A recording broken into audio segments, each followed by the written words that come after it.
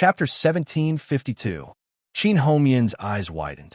Li Yuanhao's voice had been imitated to perfection. If she hadn't seen it with her own eyes, she wouldn't have believed that it was someone else impersonating him. It's almost dawn. We have to return to the palace quickly. Otherwise, if we're seen, it won't be good. The guard outside replied. Didn't your majesty just tell me to call for you at this time? Oh, wait a moment. Song Qingshu reacted quickly and went along with his words. At the same time, he felt relieved. It must be known that Qin Hongmian was the princess of the great king of Tiandu. Li Yuanhao had just killed the Mu brothers. If he humiliated his wife and family, it would cause a huge uproar once it got out. Yes, the person outside walked further away, clearly considerate enough to give the emperor enough privacy. Song Qingshu then said to Qin Hongmian, lie down and pretend to sleep first. I'll send Li Yuanhao out first. Qin Hongmian nodded. She lay down and curled up under the blanket. Song Qingshu looked at her and walked over to pull the blanket down a little, revealing half of her shoulders. He then messed up her hair a little before nodding in satisfaction. Qin Hongmian's chest rose and fell rapidly. She didn't know how to face it. In the end, she simply turned her head away. Out of sight, out of mind. After Song Qingshu finished arranging everything, he pulled Li Yuanhao out from under the bed. After unsealing his acupuncture points, he once again used the soul-shifting technique to hypnotize him for a while. Then, he quietly hid behind the screen. Li Yuanhao slowly woke up. He felt that he had experienced a very wonderful and pleasant night yesterday, but for some reason, he felt a little empty. He turned his head to look at the woman on the bed. Her shoulders were half exposed, and her hair was messy. She looked like she had been ravaged by a violent storm. He couldn't help but have a strong desire to conquer her. Seeing the beauty's flushed, rosy skin on the bed, Li Yuanhao swallowed. He couldn't help but walk to the bed and stretch out his hand to play with it. Song Qingshu, who was behind the screen, frowned. Just as he was about to react, the guard's urging voice came from outside the door. Your Majesty, it's almost dawn. Got it. Li Yuanhao's face was gloomy. After all, he was a great ruler of a generation and could distinguish the importance of the matter. In the end, he gave up on the idea of going forward. Beauty, wait for me to come and pamper you next time. Leaving behind a burst of satisfied laughter, he tidied up his clothes and walked out of the room, completely not expecting that his memory had been tampered with. After Li Yuanhao left, Song Qingshu came out from behind the screen and said, Madam, he has left. I don't think he will come back anytime soon. After a pause, he continued, what happened just now was really out of my control. I hope, madam, can forgive me if I have offended you. Qin Hongmian interrupted him directly. With her back facing him, she ordered him to leave. All right, I don't want to talk about this anymore. You can leave. Song Qingshu smiled bitterly. He had experienced too many things tonight, and it was too strange. It was hard to explain with words. In that case, madam, have a good rest. After he finished speaking, he turned around and walked out. Suddenly, Qin Hongmian's faint voice came from behind him. Wait. Song Qingshu turned around. What is it, madam? Qin Hongmian had already turned her face away. Her face was red and white. After a long time, she said, Don't tell Wan about what happened tonight. She didn't know how to face what happened today. If Mu Wanqing knew, how would she look at her mother? Moreover, the relationship between everyone would become strange. Song Qingshu was startled. Then, he revealed a trace of a smile. All right, this is a secret between the two of us. We definitely won't tell anyone else. Qin Hongmian felt that his words sounded strange. However, she didn't know what was strange about it. In her annoyance, she once again turned her back to him. Goodbye, madam. Song Qingshu said his goodbyes. Who knew that Qin Hongmian would immediately reply, Don't come again. I don't want to see you again. Song Qingshu smiled bitterly. But Li Yuanhao will come again. If I don't come to help, what will you do then? Qin Hongmian subconsciously wanted to refute. However, she opened her mouth, but in the end, she didn't say anything. In her heart, she was very clear that if she hadn't relied on Song Qingshu's great soul transfer technique to pass this time, she would have long been consigned to eternal damnation. Moreover, there was still the unfathomable Li Qiushui and Ding Chunxiu hiding in the dark. Song Qingshu suddenly opened his mouth and said, "If Madam can't get over it, why don't I use the great soul transfer technique on Madam and let Madam completely forget what happened today?" Qin Hongyan hurriedly shouted, "No."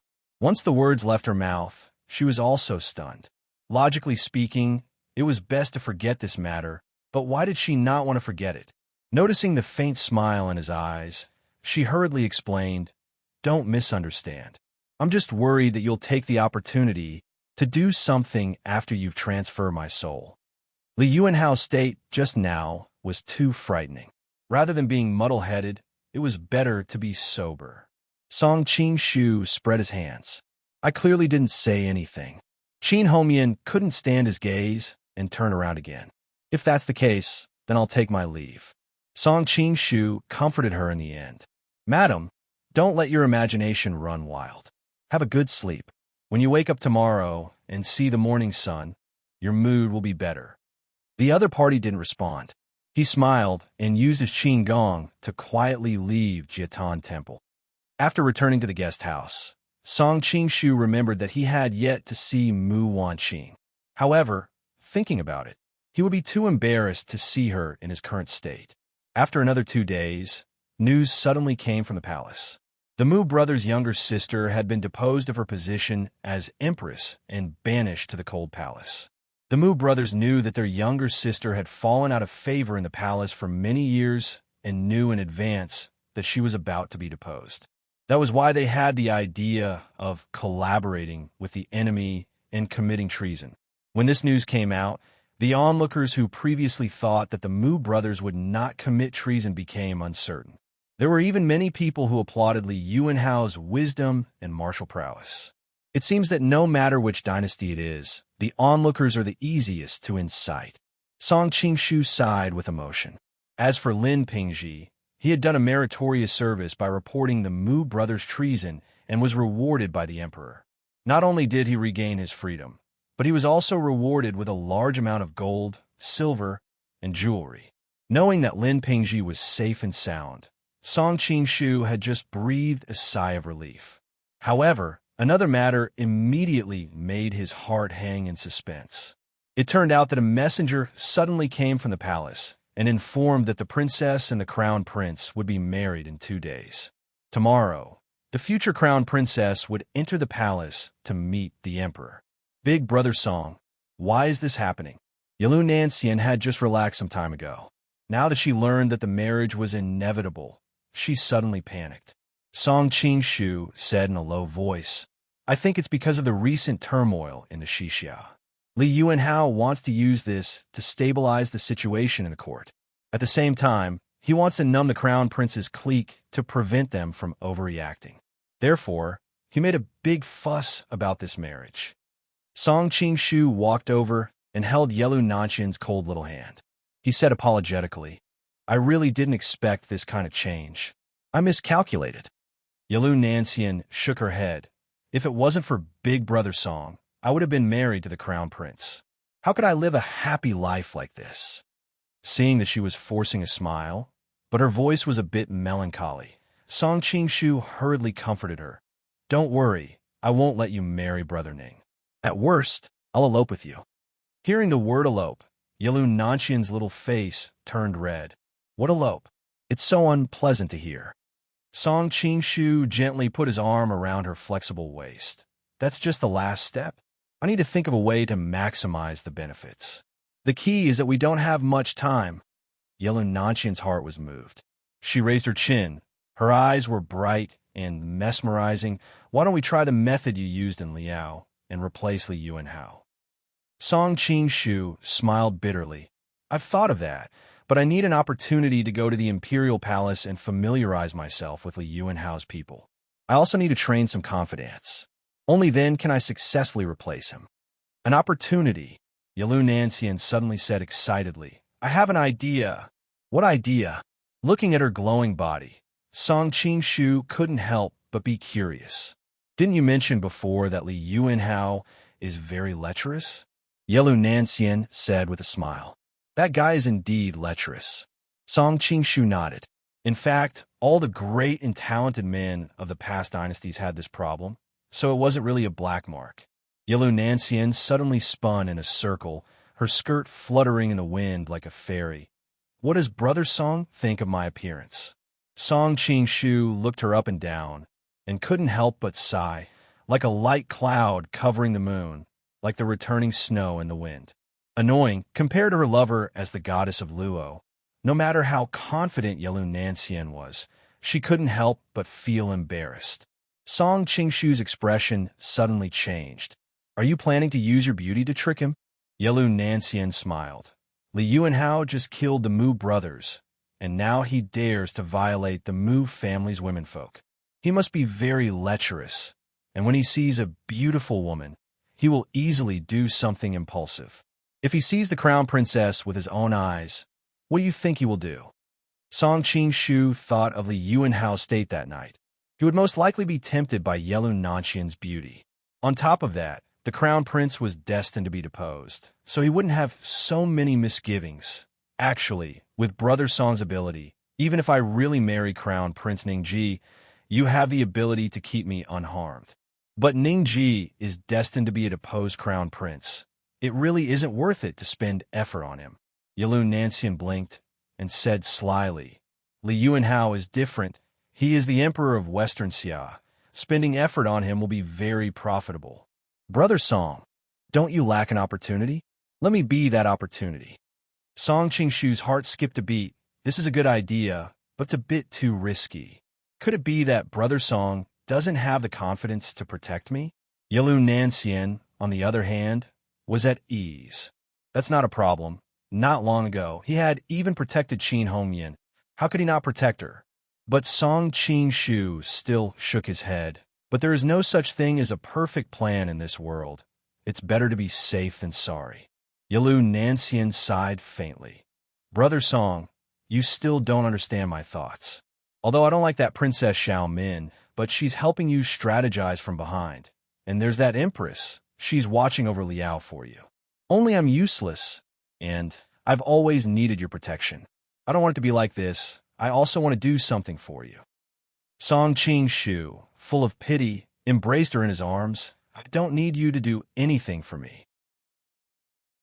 Chapter 1753.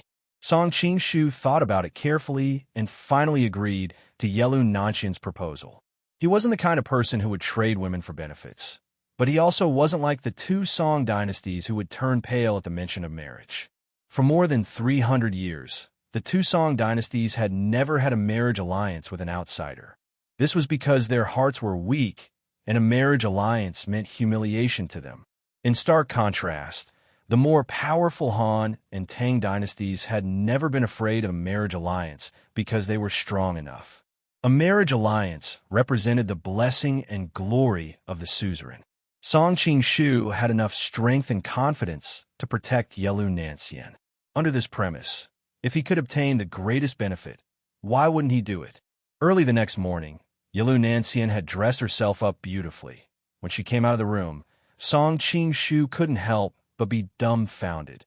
Her face was glistening pink and rosy, and there was an extraordinary beauty in her eyes and brows. Under the splendid dress, she looked even more gorgeous. Seeing how beautiful you are now, I suddenly regret it. Walking to her side, Song Qingshu couldn't help but sigh. Yelu Nanxian raised her chin. Her bright and clean face was filled with a beautiful expression.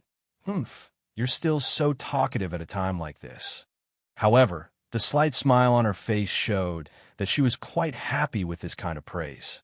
Since the people of the diplomatic mission were all here, the two of them couldn't be too intimate.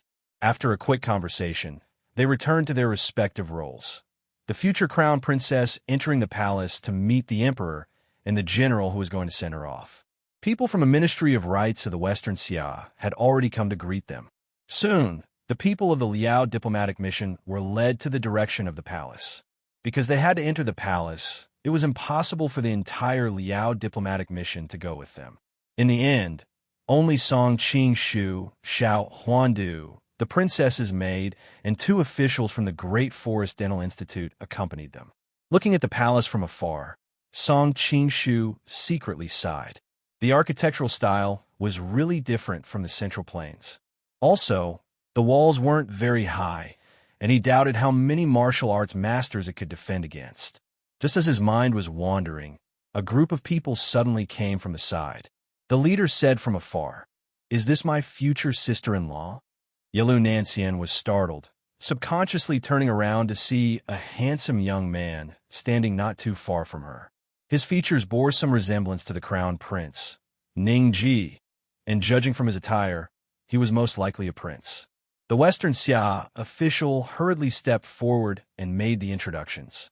"This is King Yi." Beside him, Song Qingshu's heart skipped a beat. Before he came to Xixia, he had received information that Prince Yi Liangzhua had always been a free and unfettered prince with no political ambitions.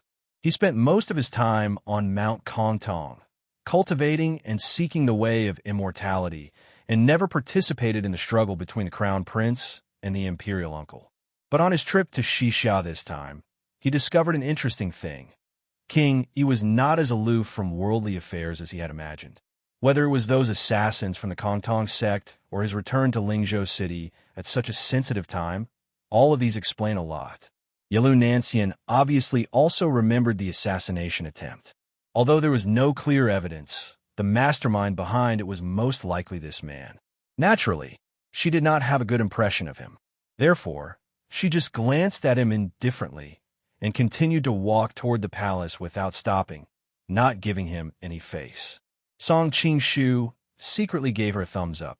Then, he also stood by her side to guard her without any hesitation. But his brows creased imperceptibly when he passed by her. It seemed that this prince of the Xixia country hadn't wasted his time in seeking the Tao of immortality all these years. The Western Xia officials looked at each other in dismay. But naturally, it was not appropriate for them to participate in this kind of fight between immortals. They could only pretend that nothing had happened and continue to follow them. Looking at the back of the group of people leaving, the smile on Li Liangzuo's face froze on his face. A subordinate next to him said indignantly, "This woman is too arrogant. Does she really think she can be the crown prince's concubine for long?" Li Liangzuo coldly glared at that person. Some words can be said in the heart, but saying it out loud is equivalent to courting death. That person broke out in a cold sweat. "Your Highness, please forgive me. This lowly officer was too outspoken." "Forget it. This prince is in a good mood today." Li Liangzuo waved his hand, looking at Yalu Nancian's alluring figure, and said in a playful tone, "I didn't expect that big brother of mine to have such luck with women. This crown prince's concubine is almost comparable to my little sister Wanqing." Back to the group of people entering the palace at this time, Yalu Nancian quietly said to Song Qingshu, "That person just now was so narcissistic, so annoying." Song Qingshu nodded in agreement. "I don't know why, but I don't like him as soon as I saw him. If it weren't for the fact that we were in public today, based on what he had done before and how frivolous he was today, I would have taught him a lesson long ago." Yalu Nancian snorted, venting the dissatisfaction in her heart. Song Qingshu said with a playful smile, "You should be glad that we were in public this time. Otherwise, if we really fought, you most likely wouldn't be his match." "It can't be." Yalu Nancian jumped in fright.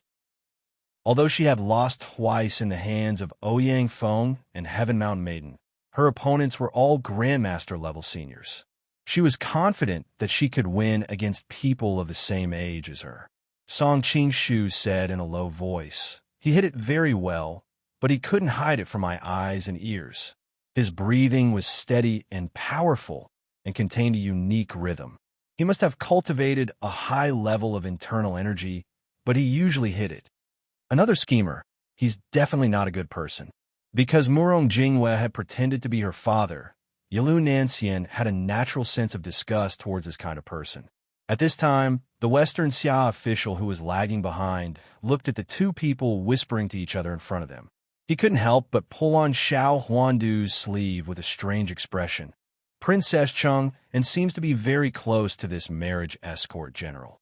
Xiao Huandu laughed a few times. Princess Chen encountered a very dangerous assassination, and it was General Xiao who saved her, so they are a little closer. He wasn't an idiot. During this period of time, he had more or less noticed something, but this kind of thing couldn't be said out loud. He could only let it rot in his stomach. Apart from a friendship they had with each other along the way, as well as the other party's life-saving grace, for the sake of Liao's peace, he didn't dare to say anything. Just like this, everyone had their own thoughts. Before they knew it, they had arrived outside the main hall. For some reason, there weren't too many formalities this time, and there weren't many officials present. Soon, a eunuch summoned Princess Chen. Song Qingshu followed Yelu Nanxian into the main hall. He noticed that Li Yuanhao was sitting on the dragon, thrown somewhat listlessly. Looking at his complexion, it seemed that he had used up too much energy in the Jietan Temple. Although he didn't really do anything with Qin Hongmian, he was still affected by the soul transfer technique. Nanxian greets your majesty. Yelu Nanxian stepped forward and bowed. Chapter 1754. Hearing his words, Yelu Nanxian's lips curled up slightly. Her plan had achieved initial success. Of course, to be interested in an emperor with countless beauties in his harem was the greatest recognition of a woman's beauty. She slowly raised her head. Today, she had dressed up meticulously. She could be called incomparably beautiful. Li Yuanhao stared at her, dazed for a moment, forgetting what was going to happen next. Your Majesty, your Majesty? The little eunuch on the side hurriedly reminded him. Li Yuanhao finally came to his senses and laughed loudly. It is said that Commandery Princess Cheng'an of the Liao Kingdom has excellent kung fu at a young age and is the most outstanding beauty on the grassland. Today, I see that you really deserve your reputation. You are really a beauty that captivates the fish and beasts and outshines the moon and flowers. The officials from the Ministry of Rites looked at each other. If Yelu Nanxian was on a diplomatic mission to Western Xia, it would be fine for the emperor to praise her like this. But this time, she was here for a marriage alliance and was his daughter-in-law. What kind of father-in-law would stare at his daughter-in-law and praise her beauty? However, Li Yuanhao had always been decisive. Adding to the fact that the Mu brothers were killed a few days ago, who knew how many officials were implicated and how many officials of the imperial court had been beheaded. They didn't dare to say anything. After that, Li Yuanhao and Yelu Nanxian chatted nonstop, holding hands and asking all sorts of questions. The officials on the side all kept quiet out of fear. According to the usual protocol, after the crown princess entered the palace and met the emperor, she would quickly leave the palace to prepare for the wedding. However, Li Yuanhao had no intention of letting her go. It wasn't until the sky was getting dark that he spoke up and asked her to stay overnight in the palace in the name of the crown princess. He said that the crown princess wanted to take a good look at her granddaughter-in-law. The group of people looked at each other. Who didn't know that the crown princess lived in the palace for a long time and never cared about anything? How could she suddenly stay overnight in the palace? Song Qingshu's mind was as clear as a mirror.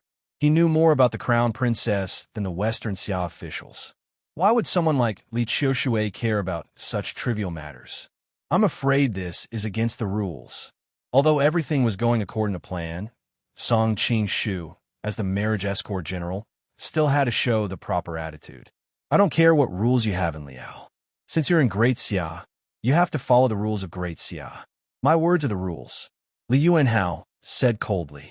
As the founder of the country, he had been tempered by mountains of corpses and seas of blood, so he naturally had an inexplicable murderous aura. As soon as these words came out, the temperature in the entire hall seemed to drop. Xiao Huan Duo, who was at the side, hastily stepped forward to smooth things over. Only then did the atmosphere ease up. At the same time, he secretly tugged on Song Qingshu's sleeve, indicating that he should not say anything more. Song Qingshu was just putting on an act, so he took the opportunity to keep quiet. However, the reaction of the Shisha diplomatic corps made Li Yuanhao realize something. In the end, he said, "What you said is somewhat reasonable. In that case, let the Countess go to see the old princess now. She can leave the palace later." After that, He asked the eunuch to lead Yelu Nanxian to the direction of the harem. Song Qingshu was startled. Now that everyone was watching, how could he follow the emperor into the palace? If something happened to Yelu Nanxian in the palace, he would not be able to save her in time. As if she knew what he was worried about, when she passed by him, Yelu Nanxian said to him using the secret voice-sending technique, "Don't worry, I know how to protect myself. If there is any danger, I will send the signal and ask you to come and save me." Song Qingshu felt a little relieved. With Yelu Nanxian's martial arts, as long as she didn't run into Li Qiushui, there shouldn't be many masters in the Western Xia Imperial Palace who could be her opponent. Even if she ran into masters like Ding Chuanxiu or Duan Yanqing, she would have no problem protecting herself. Of course, what made him more relieved was that Li Yuanhao was still in the main hall. If he left with them, then no matter how many reasons he had, Song Qingshu would not dare to let Yelu Nanxian leave. About an hour later, Li Yuanhao also left. Song Qingshu was hesitating about what to do next. Not long after, a eunuch came out with the splendidly dressed princess and handed her back to the Liao delegation. But when everyone saw her, they were dumbfounded. Although this princess could be considered delicate and pretty, how could she compare to Yelu Nanxian's peerless beauty? Song Qingshu hastily stepped forward and pulled the eunuch back. He asked in a stern voice, "Who is this? Where did you hide our princess?" The eunuch calmly said, "Isn't this your princess, Chang'an?" "Nonsense." Xiao Huanduho was also anxious. If anything happened to the princess and it affected the peace talks between the two countries, even if he had a few heads, it wouldn't be enough to chop off. The eunuch humphed. "Official Xiao, since His Majesty said she is Princess Chang'an, then she is naturally Princess Chang'an." Xiao Huanduho could hear the hidden meaning in his words and couldn't help but be startled. "What do you mean?" The eunuch smiled faintly and asked, "Why did you marry the princess over?" "Naturally, it's to bury the hatchet and forever be on good terms with Qin and Jean." Xiao Huanduho's expression was a little ugly. After all, this marriage alliance was not very honorable. There was a feeling that the other party was at their gates, and they were forced to offer up their daughter for peace talks. "Since you're asking for peace, then you should know who the ruler of our Grand Xia is, right?" The eunuch chuckled. "Of course I know. Of course it's the current imperial majesty." Xiao Huanduho cupped his hands towards the direction of the inner palace. "Then that's it." The eunuch spread out his hands. "Since the ruler is His Majesty, then is it better for the princess to marry His Majesty or a crown prince?" This, Xiao Huanduho was speechless for a moment. He was actually somewhat persuaded. After all, the crown prince was not the emperor and might not become the emperor in the end. Moreover, the position of the empress was currently vacant. If the princess married over, she might become the empress. A current empress was always better than a future empress. Moreover, Li Yuanhao was already old and might become the empress dowager in a few years. At that time, it would be even more advantageous for Liao. Even though he was tempted, Xiao Huanduho was still acutely aware of the danger involved. "But the crown prince, you don't have to worry about this," the eunuch replied. "As the saying goes, the ruler is the subject and the father is the son. The crown prince is both the subject and the son of His Majesty. He can only obey." At the side, Song Qingshu secretly curled his lips. The Xixia people had always been on guard against assimilation. He didn't expect that in order to justify themselves, they would take the initiative to quote some Han people. "Since that's the case, we can't say anything else. Everything will be left to His Majesty's arrangements." Song Qingshu spoke at the right time. This was originally his plan. He didn't want to continue wasting time with this eunuch. Yelu Nanxian was still waiting for his protection. Xiao Huanduho looked at him in surprise, but didn't say anything in the end. It wasn't until they left the imperial palace that he couldn't help but pull Song Qingshu aside. "Brother, for the sake of our great Liao, I've really wronged you." Song Qingshu was startled. He felt somewhat baffled and didn't know what the eunuch meant. He was in a hurry to re-enter the imperial palace to check on Yelu Nanxian's condition, so he casually said a few words and hurriedly took his leave. Looking at his hurried back, Xiao Huanduho couldn't help but click his tongue. "For the sake of the great country, you abandoned your small family." Xiao Huandu is really admirable. Right now, he must be so sad that he's drunk. I won't disturb him. Chapter 1755. Meanwhile, Song Qing-shu went to a remote corner and sneaked into the palace. Although it was daytime, the security of the Western Xia Imperial Palace was not as tight as that of the Song, Qing, and Jin dynasties, so it was not difficult to sneak in. But then, Song Qing-shu was a little dumbfounded. It was a palace with such a large building. How could he know where Yelu Nancian was now? He wandered around like a headless fly for a while, and even captured a few palace maids and eunuchs to interrogate, but unfortunately, none of them knew. Song Qing-shu had to settle for the next best thing, and asked where the eunuch was. After all, he was the one who arranged for Yelu Nancian to be sent out, so he must know the place. But when he arrived at his residence, he did not find him. Thinking that he should still be on duty at this time of the day, Song Qing-shu could not help but feel a little impatient. If this dragged on for too long, Yelu Nancian would be in danger. At this moment, a soft and gentle voice suddenly came from outside the wall next door. "Humph! I want to see what kind of beauty this Princess Liao is that she could make His Majesty do such a thing." Song Qing-shu was startled. This voice was a little familiar, but he could not remember where he had heard it before. No. If His Majesty is angry, the consequences will be out of control. Another sharp voice sounded. Song Qing-shu was overjoyed. This voice belonged to the eunuch who had just sent them out of the palace. Quietly leaping up to the top of the wall and following the sound, he saw that in the corridor next to the palace wall, a eunuch was sweating profusely as he stood in front of a young girl. The young girl had a slender and graceful figure. Although her face was covered by a veil, just by looking at her eyebrows and skin, it was enough to tell that she was a beautiful, elegant, and peerless beauty. "It's her." Song Qing-shu was moved. He had already recognized the girl. It was the Princess of Silverstream, Li Qinglu. As a matter of fact, the two of them had met twice. The first time was when he witnessed the conflict between the Xixia country's Class 1 Hall and the Shui siblings' Imperial City Department outside Linen. The second time was when he saw her interrogate Lin Pingji in the Imperial prison a few days ago. Even so, the two of them were not acquaintances. So even though he felt the voice was familiar, he could not remember who it was. "Eunuch Wang, you have repeatedly stopped me. Do you want to go to Class 1 Hall's prison?" Li Qinglu quirked an eyebrow. At that moment, there was a hint of killing intent in her voice. Fear appeared on the eunuch's face. It was clear that Class 1 Hall's ferocious reputation caused the expressions of the people of Western Xia to change. However, after hesitating for a while, he still continued to stop her and said, "If the princess spoils His Majesty's plans, this old servant's fate will be 100 times worse than being sent to prison. I can't be bothered with you." Li Qinglu let out a snort and did not waste any more time talking to him.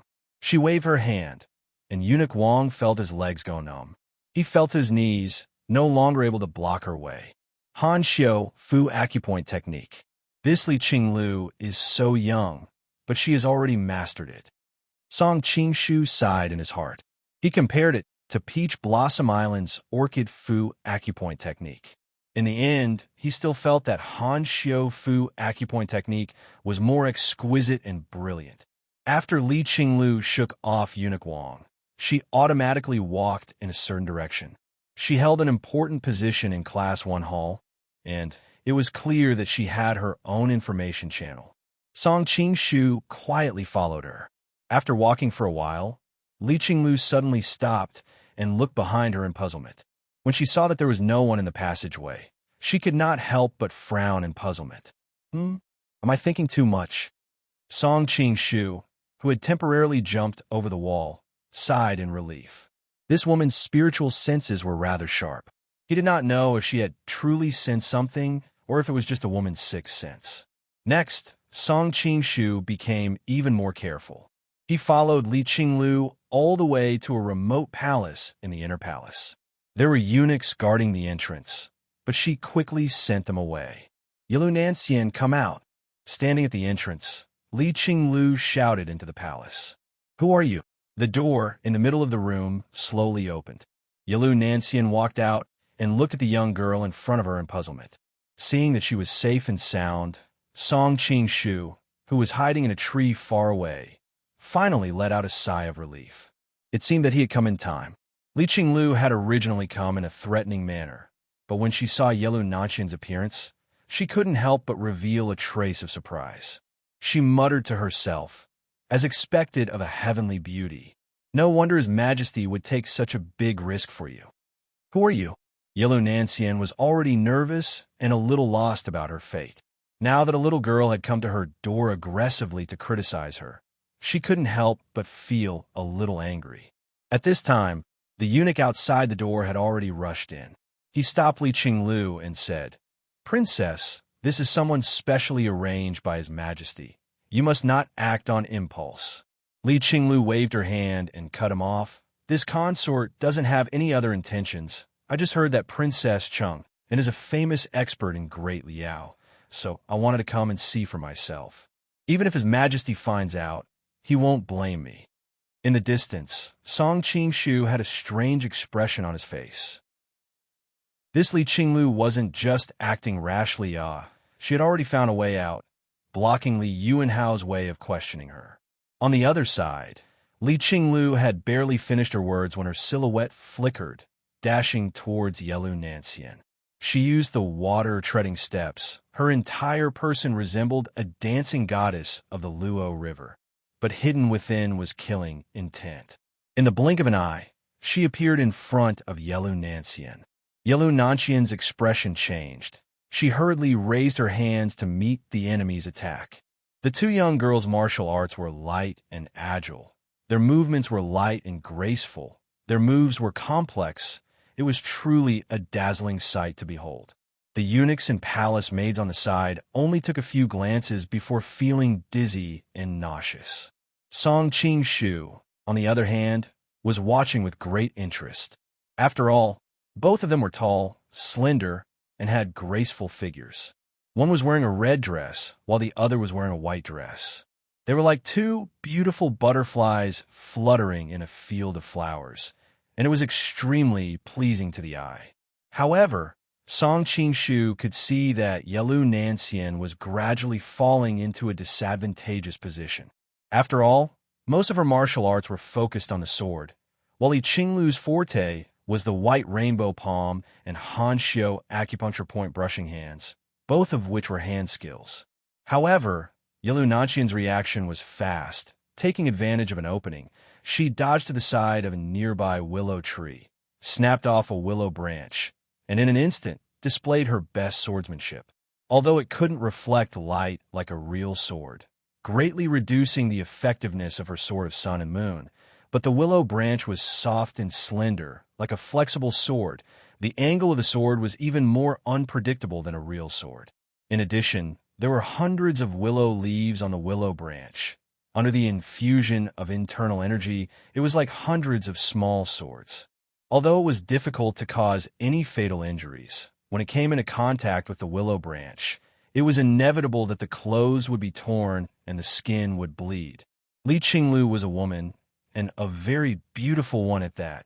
Naturally, she cherished her appearance.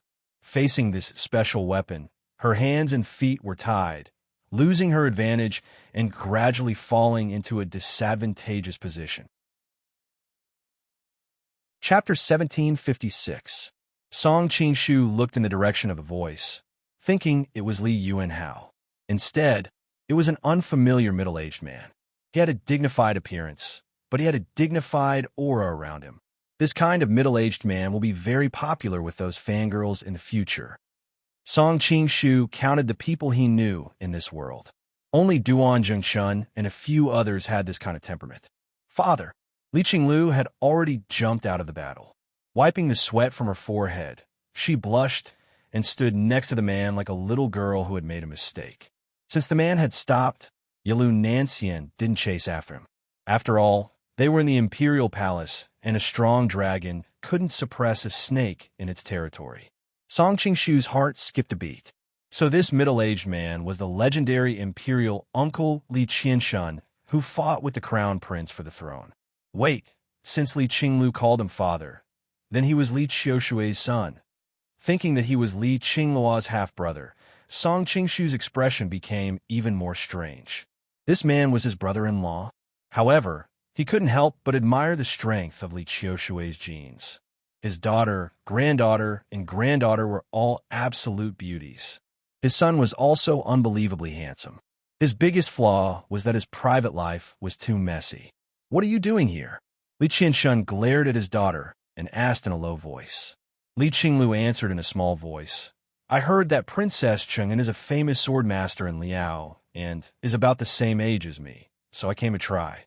"Nonsense, the old princess taught you martial arts for you to serve the country. How could it be used for personal gain?"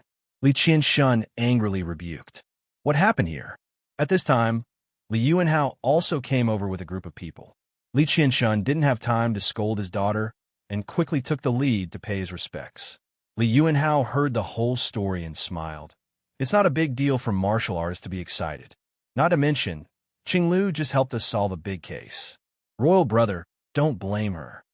Yes, royal brother. Li Qianshun bowed and glared at his daughter. Hurry and thank His Majesty for not punishing you. Li Qinglu lifted the hem of her dress and said with a smile, "Thank you, uncle." Li Yuanhao nodded, turning to look at Yelu Nanxian with a surprised expression. "So Princess Chang'an's martial arts are so high." Yelu Nanxian showed a hint of shyness. The children of the grassland learn to bow and ride horses from a young age. They can't even enter the high halls. Li Yuanhao laughed and said, "No wonder your highness is so tall and well-proportioned. It's because you practice martial arts." Everyone around him had a strange expression on their faces, feeling that his praise was a bit frivolous. Yelu Nanxian stood on the side with a red face, not daring to make a sound. Li Yuanhao, on the other hand, enjoyed her reaction very much. Li Qianshun coughed and said in a timely manner, "Imperial brother, I just want to visit the old princess. Now I'm about to leave the palace, so I won't bother you anymore." As he spoke, he tugged at his daughter. Li Qinglu might be a little hesitant, but in the end, she still said, "I still have matters to deal with at Class 1 Hall. I'll take my leave first." Li Yuanhao's mind was on Yelu Nanxian, so he naturally wanted them to leave as soon as possible. He didn't ask them to stay and even sent people to escort them. When they left the inner palace, Li Qinglu finally couldn't help but pull Li Qianshun and whisper, "Father, why didn't you stop His Majesty from doing something so lustful? His Majesty is the ruler of a country. The entire country belongs to him. It's just favoring a woman. How could it be considered lustful?" Li Qianshun replied lightly. Li Qinglu became anxious. "Other women are fine, but Yelu Nanxian is not a normal woman. She is the future crown princess, His Majesty's daughter-in-law. From today onwards, she is no longer the crown princess." Li Qianshun said calmly. Li Qinglu's face blushed. How can there be such a thing, a father who steals his son's woman? Isn't this stealing?" She stuttered for a long time, but in the end, she couldn't say the word. Li Qianshun smiled. So what if it is? So what if it isn't? How can the moral shackles that bind normal people be able to bind the Son of Heaven? But this way, the crown prince will definitely be dissatisfied. At that time, there will be a great disaster. Li Qinglu was in elite hall, so she was very clear about this potential danger. Li Qianshun revealed a faint smile. So what? Li Qinglu wanted to say something, but suddenly remembered her father's identity. Her heart was like a mirror, and she couldn't say the rest of her words. "Let's go. You don't need to worry about this." Li Qianshun smiled and walked straight out of the palace. Watching her father's figure disappear into the distance, Li Qinglu didn't know if it was her imagination, but she felt that her usually steady father's footsteps were much lighter today. After the father and daughter left, Li Yuanhao casually waved his hand, ordering his subordinates to stand guard outside while he walked straight into the small courtyard.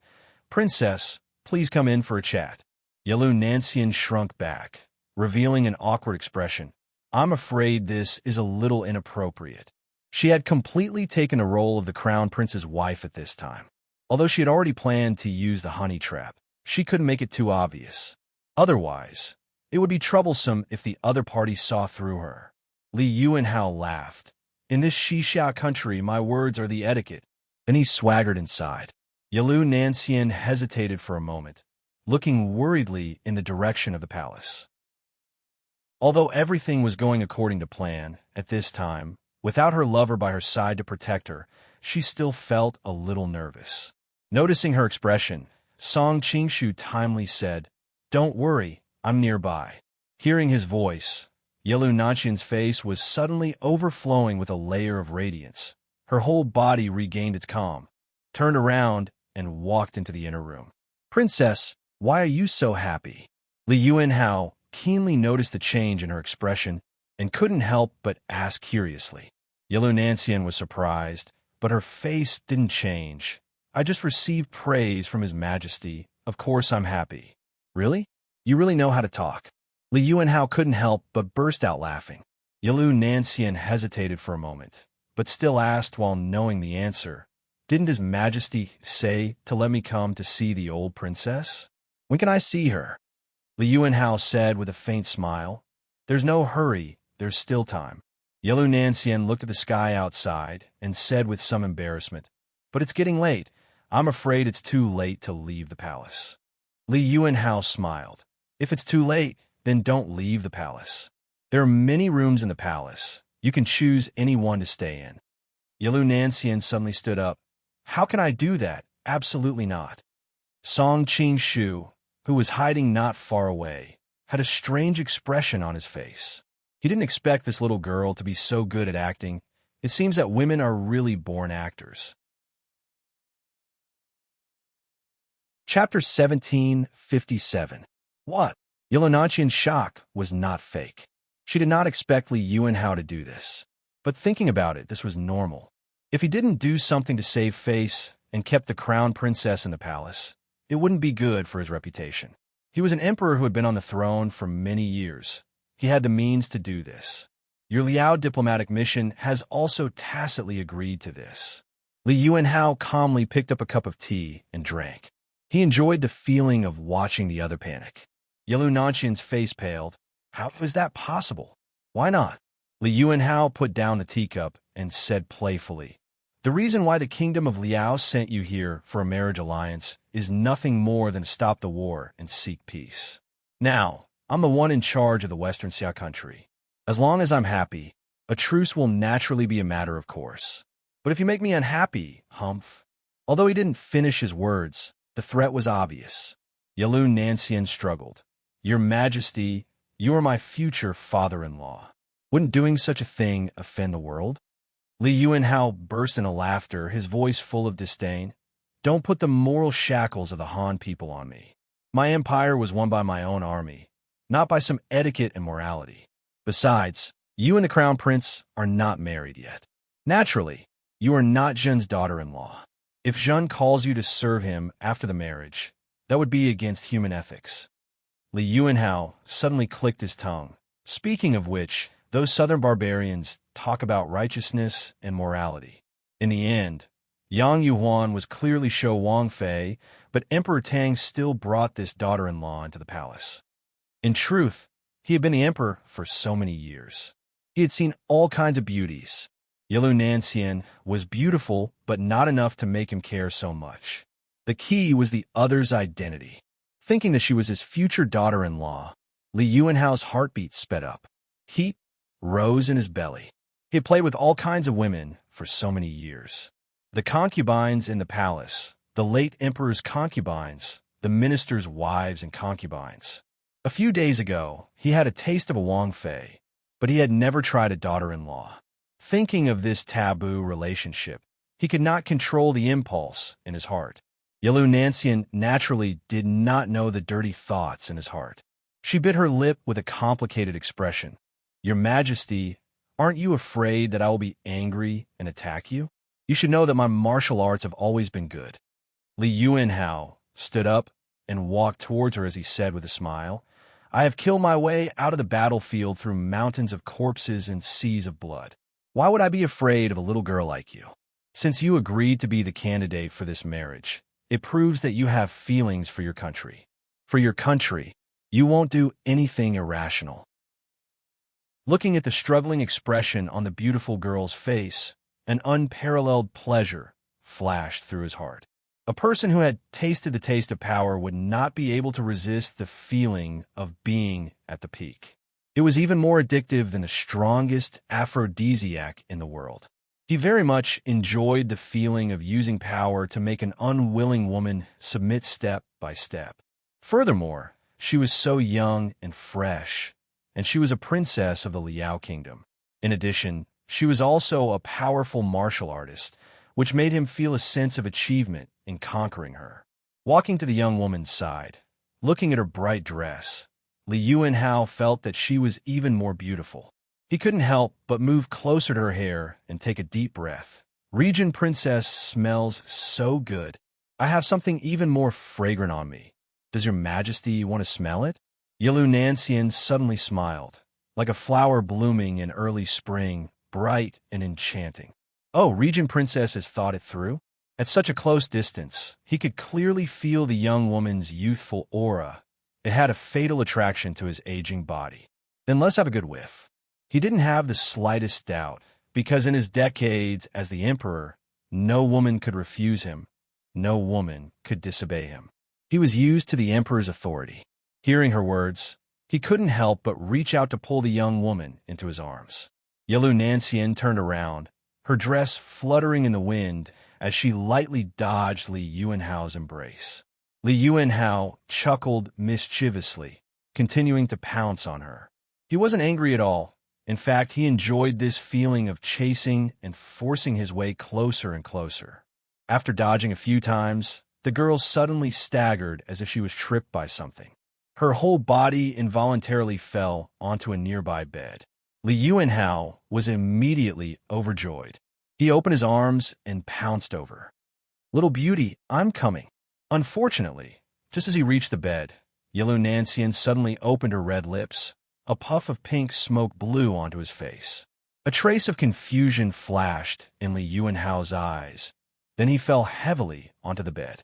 Yilu Nanxian hurriedly dodged to the side, avoiding being pinned down by him. She gave Li Yuanhao a disgusted look, then said to the air, "Brother Song, why aren't you coming in to help me?" Somewhere in the room, space seemed to distort, and then Song Qingshu suddenly appeared there. He smiled bitterly and said, "Didn't I give you rouge drunk on purpose? I mainly wanted to see if you could handle this situation alone. After all, this plan is too dangerous. I might not be able to protect you at all times." He got the rouge intoxication from Taj Tish.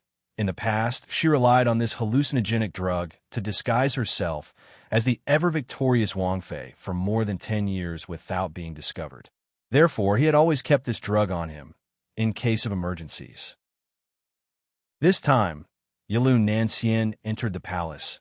He gave it to her to protect herself. Yilu Nanxian's expression softened a little. Looking at Li Yuanhao, who was lying on the bed, he had a pig-like smile on his face, saliva dripping from the corner of his mouth. Obviously, he was in a wonderful dream. This drug is really amazing. It can even confuse a person's mind. Song Qingshu smiled bitterly. Although this drug is amazing, but Li Yuanhao is a shrewd person. In the long run, he will definitely discover the flaw. Li Yuanhao single-handedly built such a large country, dominating the western regions, becoming the toughest bone to chew on for the surrounding countries. He was definitely not someone the ever-victorious Wang Fei or Yelu Hongji could compare to. Using this drug once or twice might work, but in the long run, he would definitely see through it. Then what should we do? Yilu Nanxian was worried. After all, she was in the palace. If she wasn't careful, she would be eaten by Li Yuanhao. Gently holding her hand, Song Qingshu comforted her.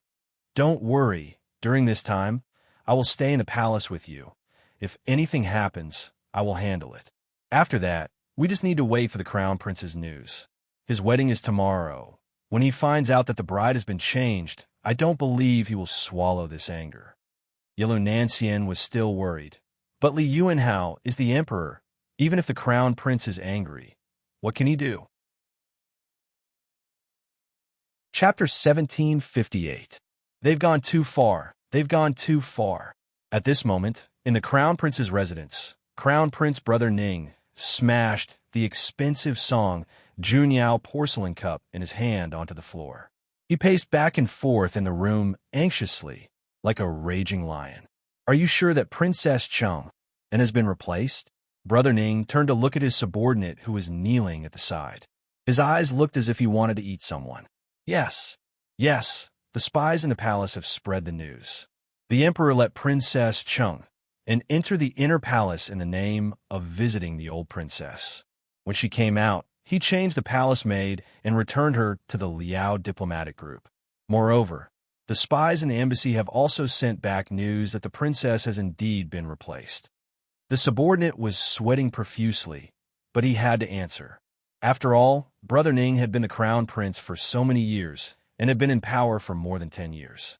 It was not difficult for him to plant a few spies in the palace. After receiving confirmation, Brother Ning felt a ball of fire burning in his chest, as if it was going to explode at any time.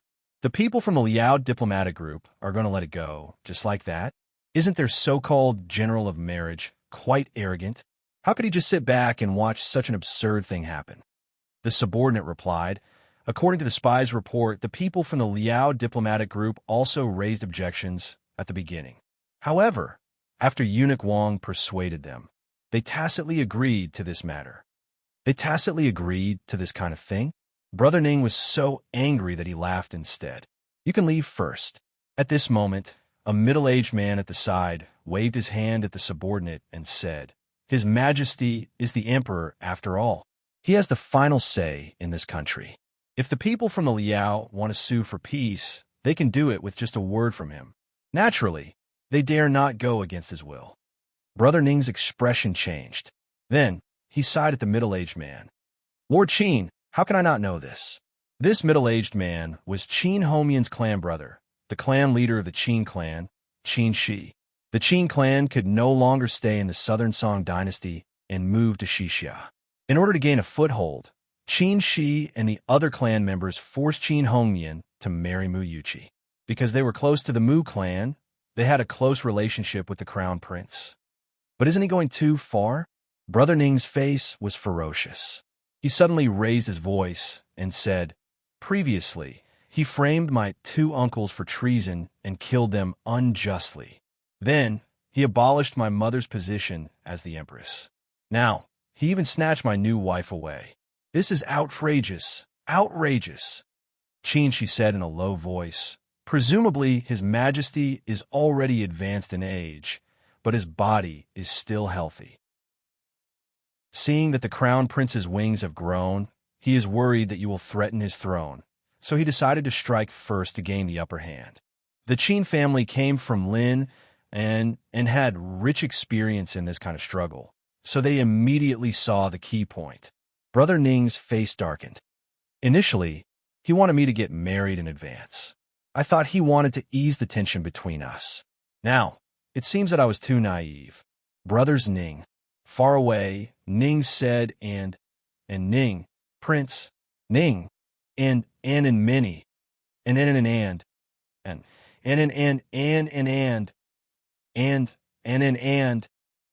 His words added fuel to the fire. The greatest hatred in the world was the hatred of killing one's husband and stealing one's wife. Thinking of Yelu Nanxian's perfect face, Brother Ning clenched his fists so hard his nails almost dug into his flesh. "Qin," she said, "from this, we can determine the crown prince's position in His Majesty's heart and how His Majesty plans to deal with you. He would never do such a thing if he had even a shred of affection for you." Brother Ning finally exploded. "He is heartless. Don't blame me for being unjust." Hearing him say this, a hint of joy flashed across Qin Shi's face. He said hurriedly, "The one who strikes first gains the upper hand. Why don't we take advantage of the fact that we still have the power to change the world? Otherwise, the longer this drags on, the less power we have. We will be taken down by His Majesty." Elder Brother Ning looked like he was tempted, but he was still rational. "The Emperor has the military power. With my current strength, it would be wishful thinking for me to steal the sky and change the sun. If we fight him head-on, we naturally have no chance of winning." "Qin," she said calmly, But if we take him by surprise, such as tonight, we can mobilize all of our forces and charge into the palace to execute him. His Majesty won't have the time to mobilize the large army under him. Tonight? Brother Ning's heart immediately raced, but he still shook his head and said, even if he doesn't have the time to mobilize the army, the palace is heavily guarded, and there are many elites from Class 1 Hall. It will be like throwing an egg against a rock. You don't have to worry about that, Crown Prince, Qin Shi explained. The Mu family controlled half of the army in the country. Many of the generals were their disciples. This time, 2 of their generals were killed for no reason. While they sympathize, they're also filled with fear. After all, they have the mark of the Mu family on them. They're worried that the emperor will settle the score. So, I contacted many of the former subordinates of the Mu family. They are willing to bet with the Crown Prince that they are on duty tonight. They can open the palace gates at a specific time to let us in. Really, Brother Ning was delighted. The flames of hope finally burned in his heart. But Class 1 Hall has a lot of elites. They're a force that can control the situation. You don't have to worry about that, Your Highness. Qin Shi put on an unfathomable smile. The person in charge of Class 1 Hall is the old concubine. We can't bribe her, but there are only a few leaders left. Duan Yanqing has always wanted to return to Dali and regain his throne. The emperor has always treated him as a servant and has no intention of restoring him to the throne. Duan Yanqing knows this very well. That's why I went to him and used this as a condition. As for Li Yinzong, he also has great ambitions, and he was soon persuaded by me. As for Princess Yinchuan, she can't do anything alone. When the time comes, she won't be able to affect the overall situation. Once he finished listening to Qin Shi's introduction, Brother Ning went forward excitedly and grabbed his hand. Sir Qin, you really are the reincarnation of Zhuge and the rebirth of a hidden dragon. I promise you here that once I become the emperor, Sir Qin will be my prime minister. Thank you, Your Highness. No, thank you, Your Majesty. Qin Shi quickly bowed and kowtowed. Ha! My dear subject, please rise. Brother Ning, who was beside himself with joy, did not notice the sparkle that flashed in Qin Shi's eyes the moment he lowered his head. Meanwhile, in the palace, Yilu Nanxian looked at Li Yuanhao, who was unconscious on the bed and having a sweet dream.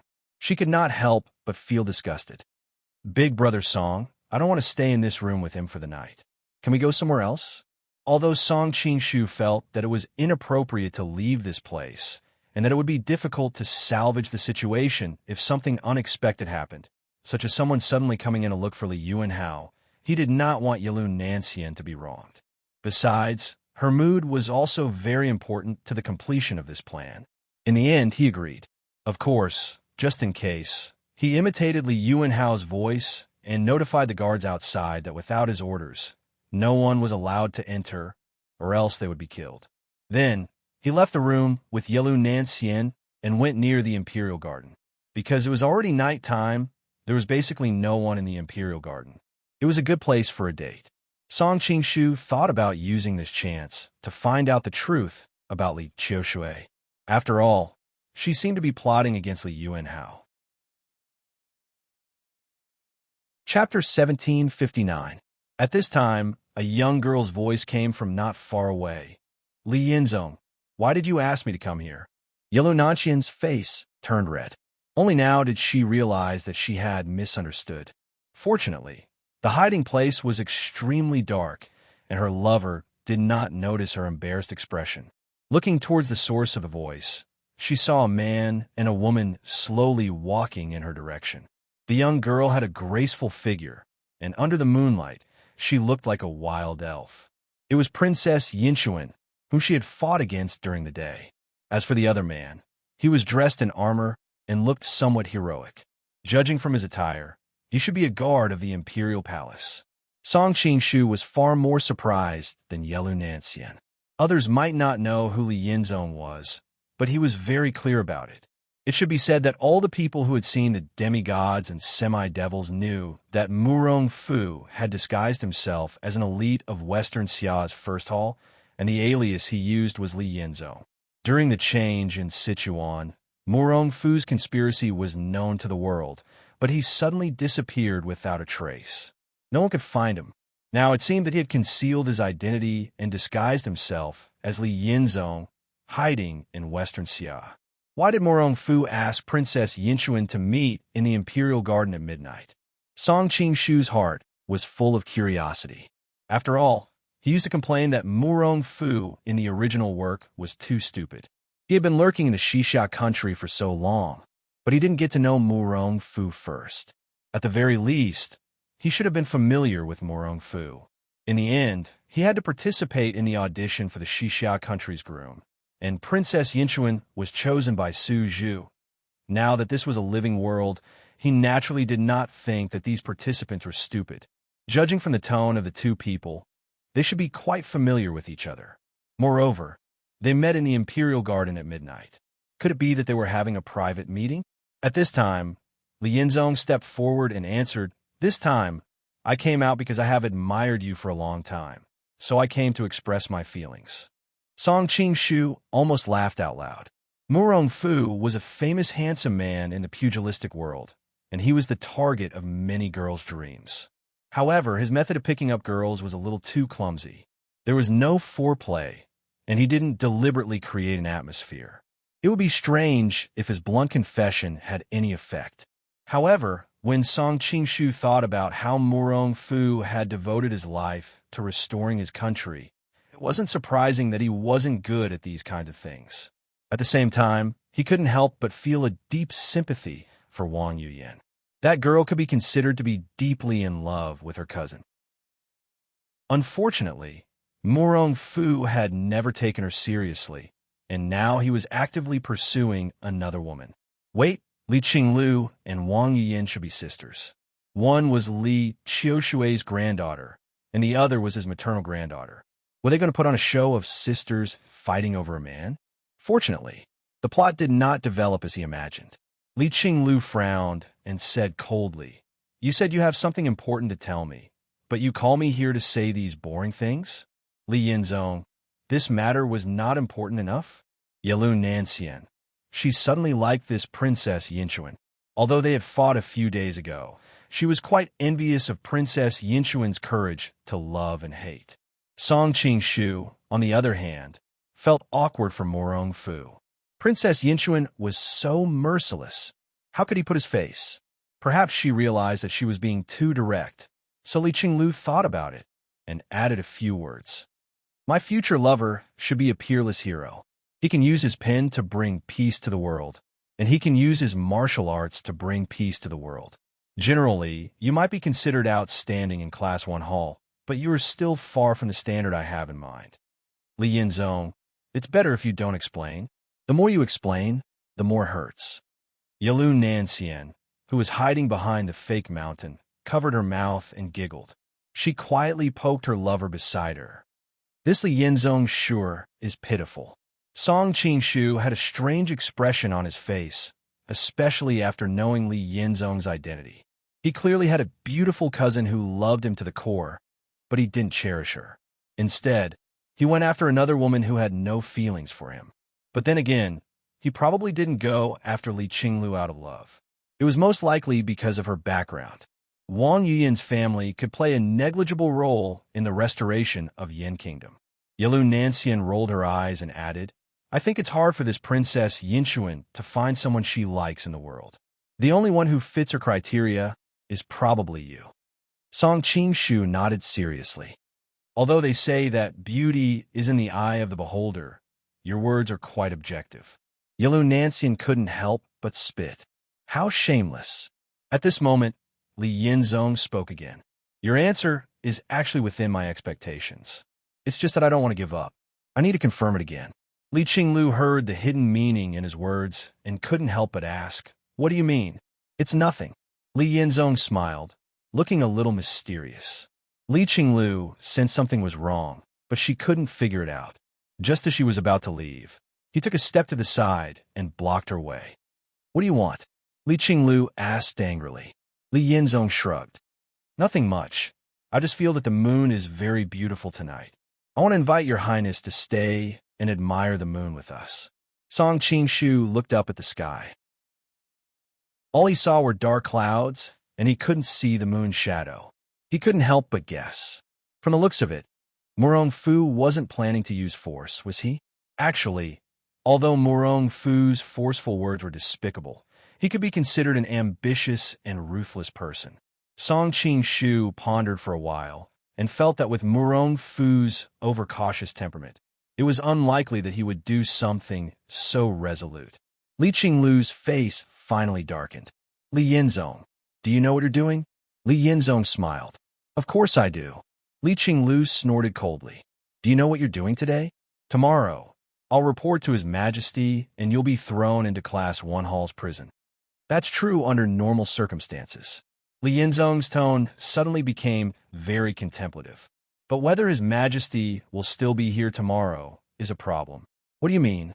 Li Qinglu was alarmed. Li Yinzong didn't answer. Suddenly, a fire rose into the sky from somewhere in the distance. Faint cries of battle could be heard. Li Qinglu's expression finally changed. Assassins. She hurriedly planned to return. Class 1 Hall under her command was usually in charge of the palace's defense.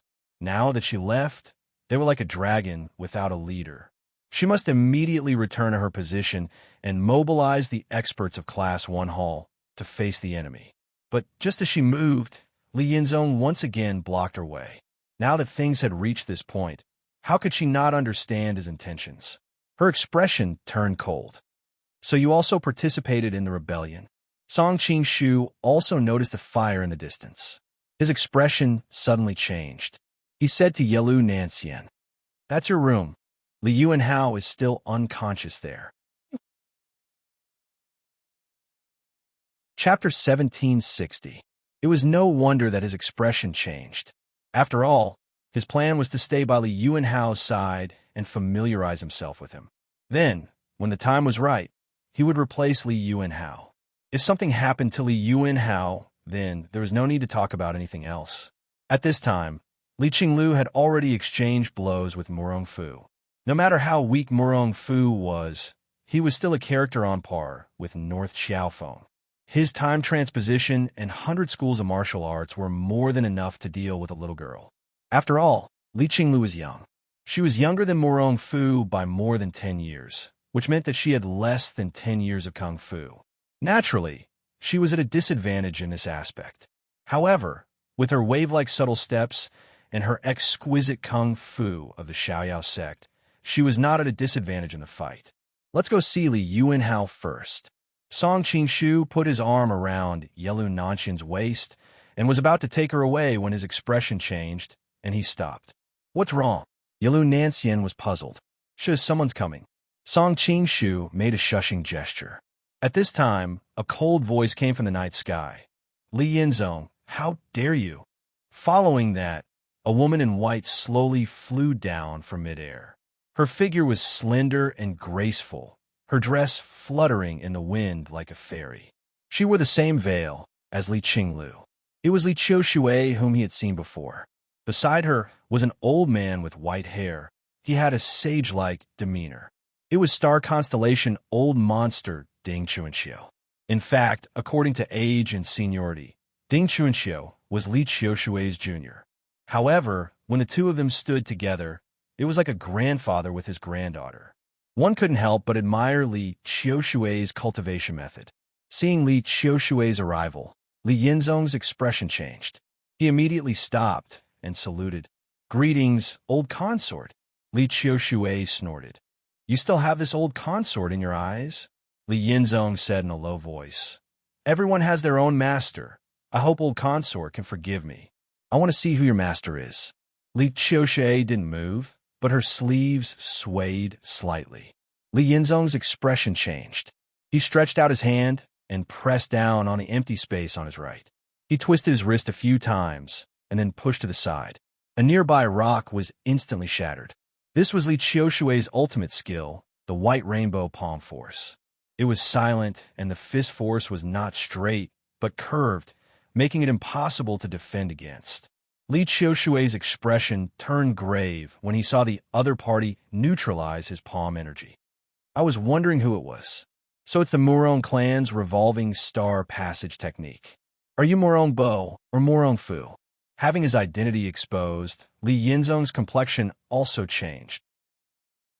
However, before he could reply, he heard Li Qiushui continue. Your evolving star passage technique hasn't reached the pinnacle yet, so it shouldn't be Morong Fu. It seems like it's that brat Morong Fu.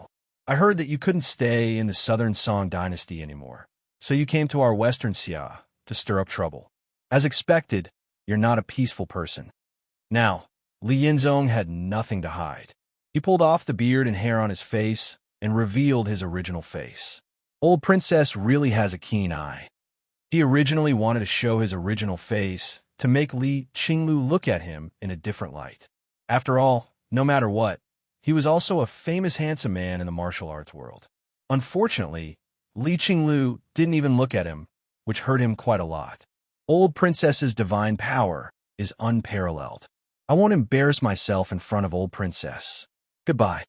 Calculating the time, he had completed the task of entangling Li Qinglu and others.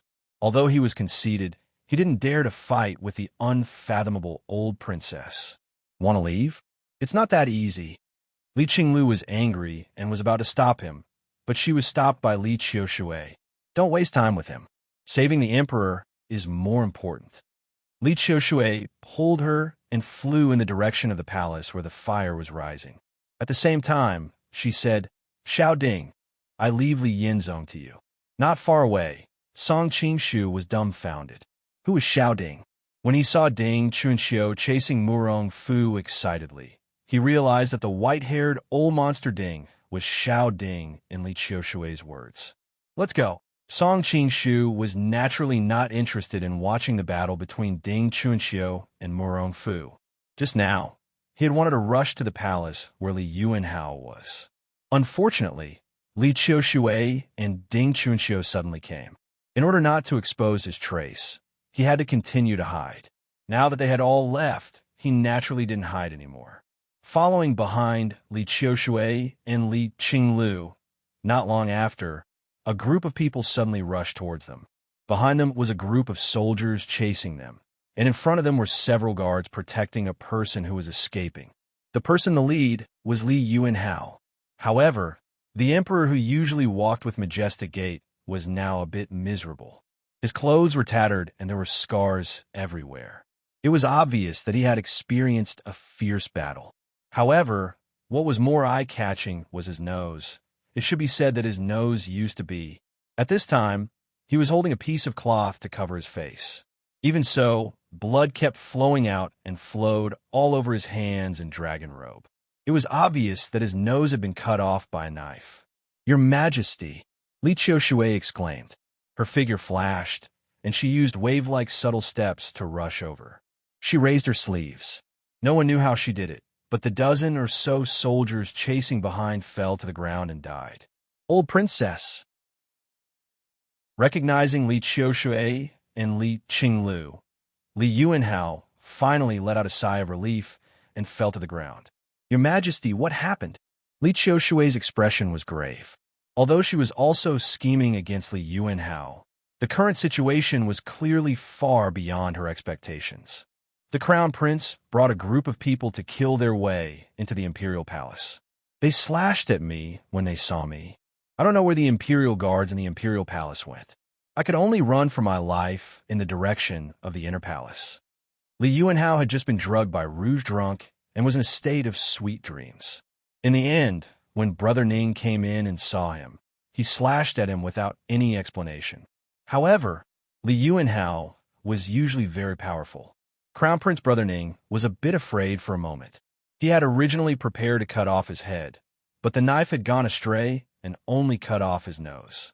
Li Yuanhao woke up from the pain. When he saw the murderous crown prince standing in front of him with a knife, who had fought through mountains of corpses and seas of blood, kicked the other away. He endured the pain and ran out. In the end, he came here under the protection of a few loyal guards. Brother Ning actually killed his father. He really is cruel and unscrupulous. Li Qiushui swore a few times and hurriedly tried to stop Li Yuanhao's bleeding, but his wound was too large. Adding on the fact that he had run all the way How could he stop the bleeding? His body grew colder and colder, his vision gradually blurring. Feeling the essence of his life slowly flowing away, Li Yuanhao, who had survived the battlefield, knew that he wouldn't be able to make it this time. He had an ambitious personality and hurriedly stopped the other from stopping the bleeding. He said weakly, "Pass the decree. After we die, pass the throne." To hearing his words, the surrounding people were all shocked. They all had their own thoughts and complicated expressions. Chapter 1761. As soon as these words were said, everyone present was shocked, including Li Qiushui. She had always been scheming to let her son Li Qianshun inherit the throne, and for this, she did not hesitate to disguise the technique of intercourse as a cultivation technique and imparted it to Li Yuanhao, causing him to unknowingly die. If Li Yuanhao really intended to pass the throne to Li Qianshun, why would she take such a big risk? The others were also confused. Although the crown prince was unfilial and would never pass the throne to him, there was still Prince Li Longzhua. They were both sons of the emperor. Why would he pass the throne to his younger brother? Do you know why pass the throne to him? Li Yuanhao asked again, perhaps seeing Li Qiushui's confusion. Li Qiushui smiled bitterly. Your Majesty's foresight is not something an ordinary person can fathom.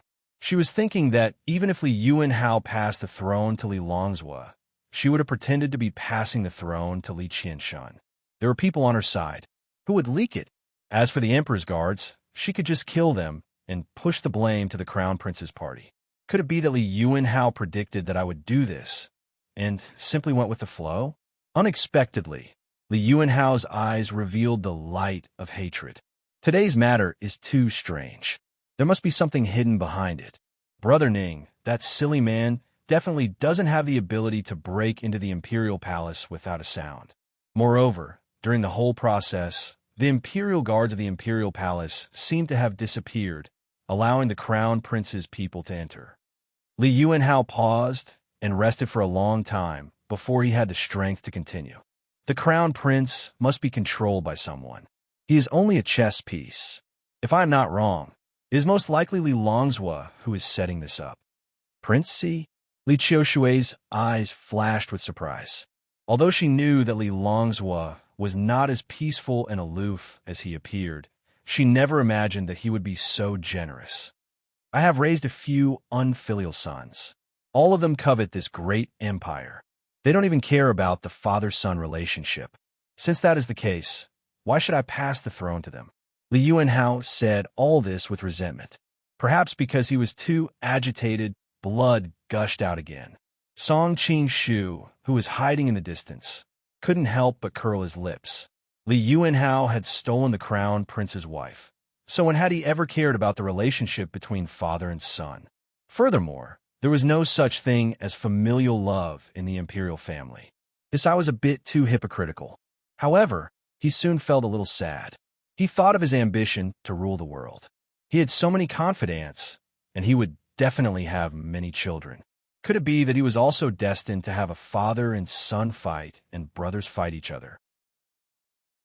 Just now, Li Yuanhao was like the final radiance of the setting sun.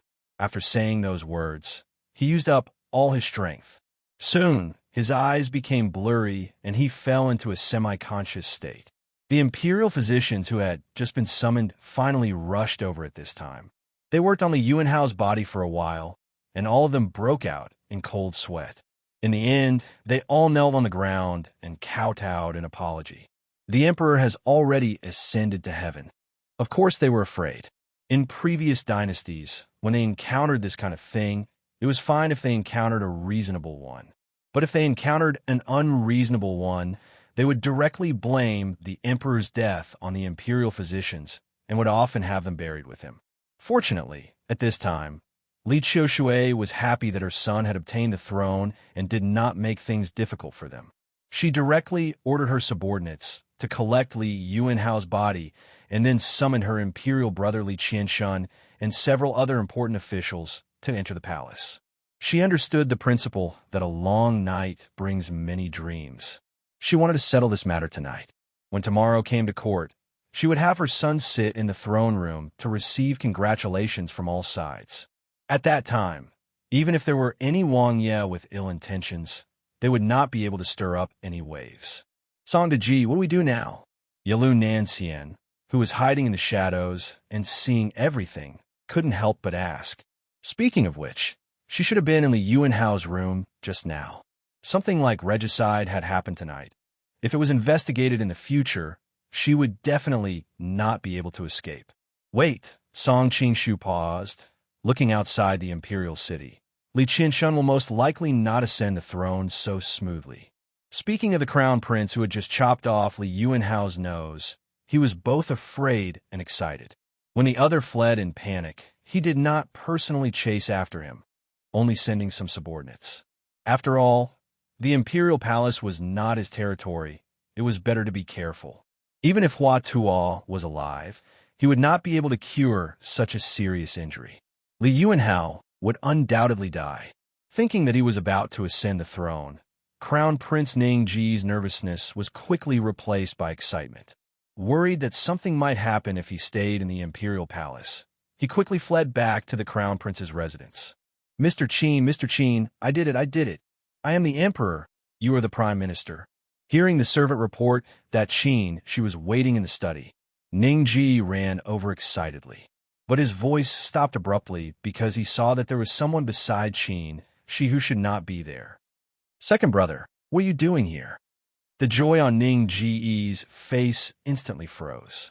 Looking at the man beside him, it was Prince Li Liangzhua. I'm here to congratulate Big Brother. Li Liangzhua's face was full of a playful smile. No matter how stupid Ning Ji was, he could sense that something was wrong. This time, the Eclipse Purge was such a big event.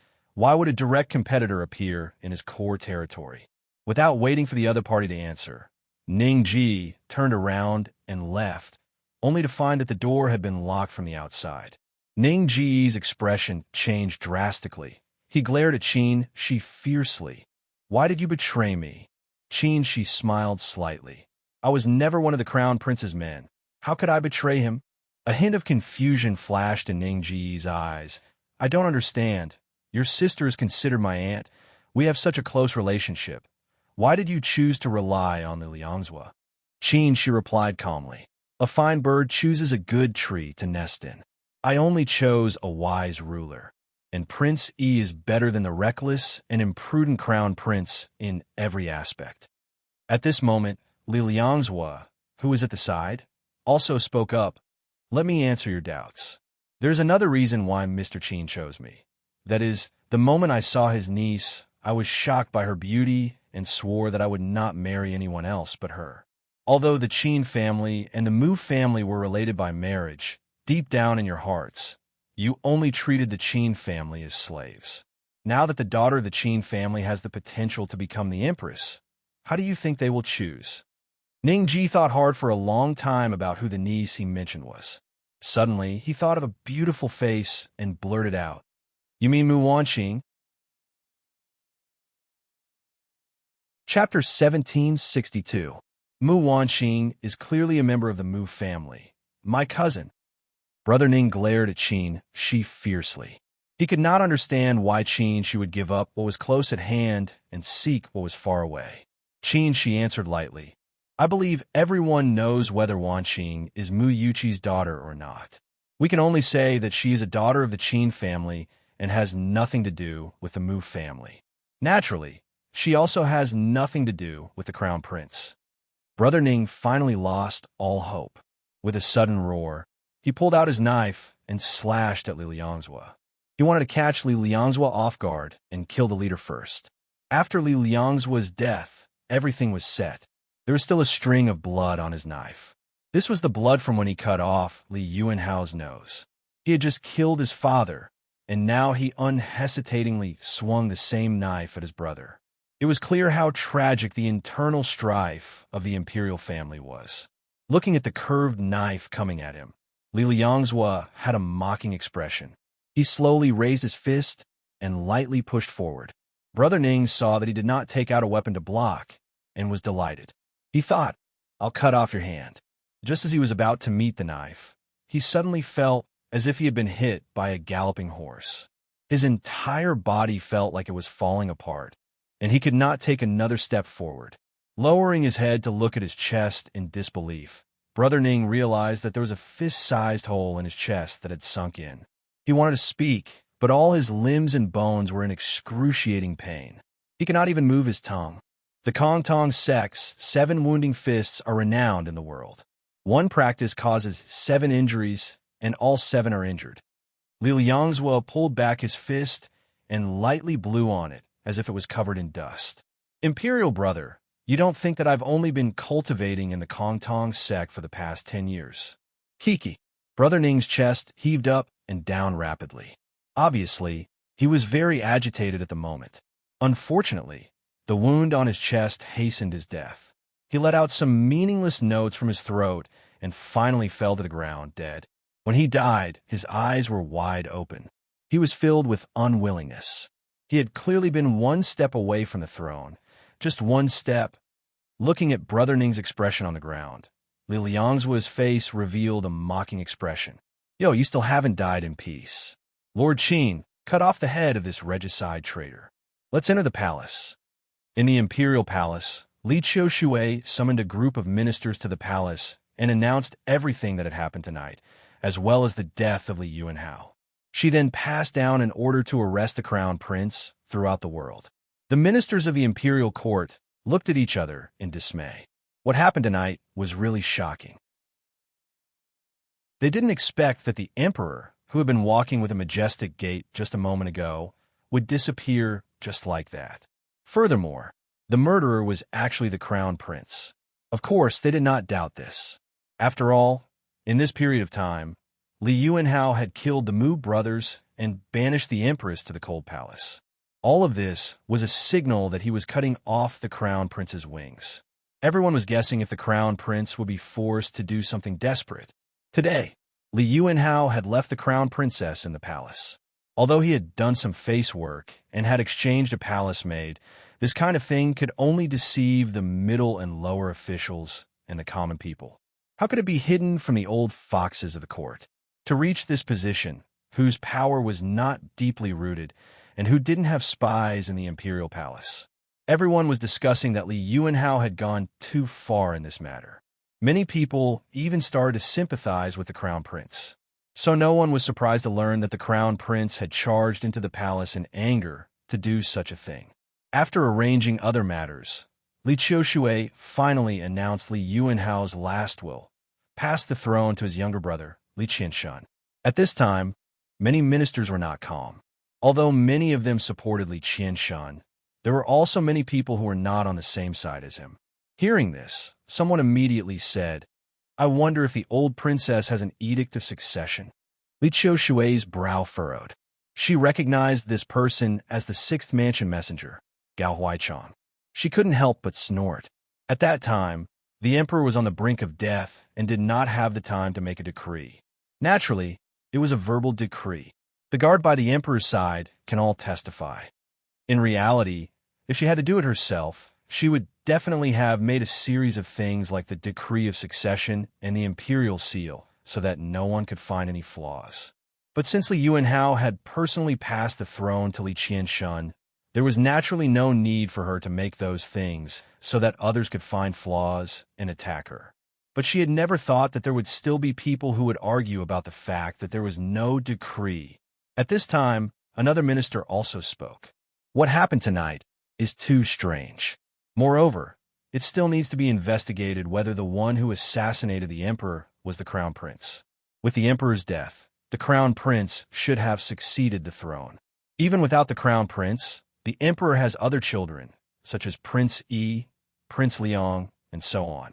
But now, he has hastily let his younger brother succeed the throne. It is really easy for people to think too much, and it will be difficult to stop the people's mouths. Li Qiushui said angrily, What? Do you think that this palace has faked an imperial decree? She recognized this minister as Mao Weixin, also a trusted aide of Li Longzuo's faction. Mao Weixin laughed and said, I didn't say that. Is the old princess feeling guilty? His words were like a drop of water splashing into a pot of oil. The ministers immediately exploded. The ministers of Li Qinshuan's faction all started to criticize, while those of Li Longzuo's faction refuted in all kinds of ways. Those who were neutral were doubtful and tried to mediate. Song Qingshu, who was hiding in a corner not far away, shook his head. Although Li Qiushui's martial arts were high, her political skills were still lacking. Under such circumstances, she should not have summoned the ministers of Li Longzuo's faction into the palace, even if they were important ministers of the imperial court. She should have gathered her own trusted aides and at most a few neutral ones. She would first let Li Qinshuan's ascension to the throne establish the established facts before summoning the people of Li Longzuo's faction. At this time, there was a sudden noise outside the hall. Soon, someone ran in to report, Prince Yi has come in. Li Qinshan, who was standing at the side, had originally thought that ascending to the throne was a matter of course. In the end, he had suffered a few soft rebuffs and had long been suppressing his anger. Seeing his subordinate's flustered appearance, he couldn't help but say angrily, "If he's here, then he's here. Why are you panicking like this?" The little eunuch gulped and then added, "Prince Yi is holding a human head in his hand. The crown prince's head." As soon as these words came out, the originally noisy hall instantly quieted down. Just now, the order to arrest the crown prince had been issued. Many people were still wondering where the crown prince had hidden himself. They didn't expect him to appear so quickly and in such a tragic manner. Not long after, a fully armored Li Longzuo swaggered into the hall. Qin Shi and the others followed behind him. After entering the hall, Li Longzuo's sharp eyes swept across the hall. Only then did he raise the head in his hand high up in the air, saying, "I found out that Brother Ning, this rebellious minister, actually entered the palace to commit regicide and murder his father. This is simply infuriating, so I have specially taken his head to comfort Imperial Father's soul in heaven." In the distance, Yelu Nanxian saw the bloody head in Li Longzuo's hand and couldn't help but let out a low cry. She hurriedly turned around and hid in Song Qingshu's arms, not daring to look again. Although Brother Ning was very annoying, he was still her nominal fiancé. She couldn't bear to see him fall to such a tragic end. Chapter 1763. Li Qiushui thought of Li Yuanhao's last words and couldn't help but sneer, "You're really ruthless to kill your own brother." Li Liangzuo replied indifferently, "I should be the one saying that to uncle." Li Qinshan frowned. "What do you mean?" Li Liangzuo didn't answer and signaled Qin Shi with his eyes. Qin Shi stepped forward and said loudly, "Since ancient times, the son is the legal heir. There is no reason to pass it to the younger brother. Moreover, Prince Yi has captured the traitor Brother Ning and avenged his father. It is even more justifiable." The courtiers who were on Prince Yi's side all agreed. The neutral courtiers also felt that what he said was reasonable. Li Qiushui said coldly, "Just now, it was King Yi's men who kept saying that whether the crown prince was the murderer was yet to be investigated. In the end, King Yi directly killed the crown prince, leaving no evidence. I wonder what his intentions are." Mao Weixin stepped forward and said, "I did say that just now, but since the old princess and Prince Yi said the same thing, it must be the crown prince who killed the crown prince. Besides, what I said was completely for the Xia kingdom. I am a courtier of the Xia kingdom, loyal to the court and his majesty, not Prince Yi's men as the old princess said." Li Qiushui couldn't help but curse inwardly. Everyone knew that he was on the same level as King Yi, yet he still dared to lie through his teeth. These officials of the imperial court were really much more shameless than those people in the martial arts world.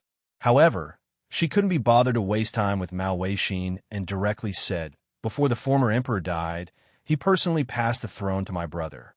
There were so many people present, including the former emperor's personal guards. They can all testify." "Really?" Qin Shi showed a trace of a playful smile. "Then I really need to ask them about the situation at that time." Noticing his expression, Li Qiushui's heart skipped a beat. But now that things had come to this point, she couldn't say anything to stop him. He walked up to a few guards who were present at the scene and asked about what had happened before. The guards looked at each other and suddenly said, at that time, the emperor had passed the throne to Prince E. As a result, the old princess and imperial uncle directly falsified the edict and even threatened the lives of our family members.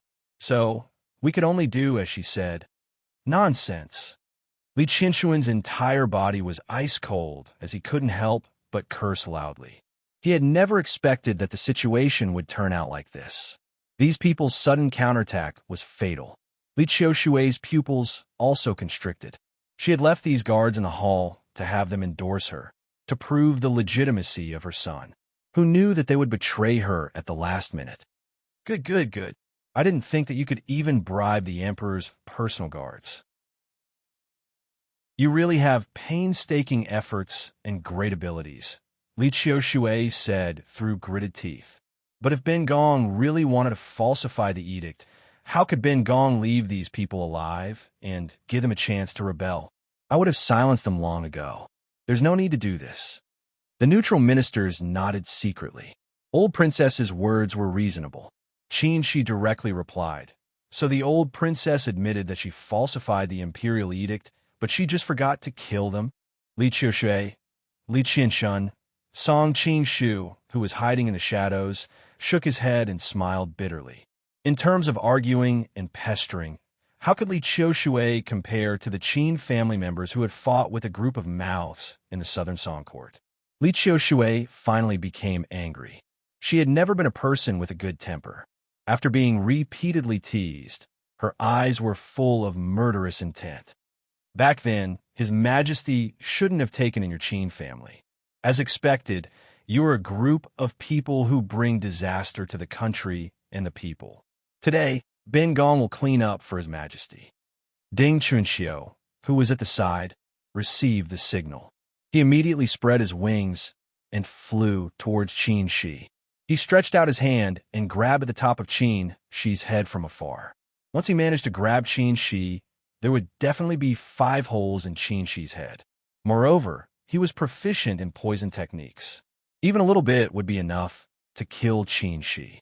However, suddenly, a person flew out from the side and blocked his attack with a sword light. Ding Chunxiu took a closer look and realized that it was Li Yinzong, who had fought with him before.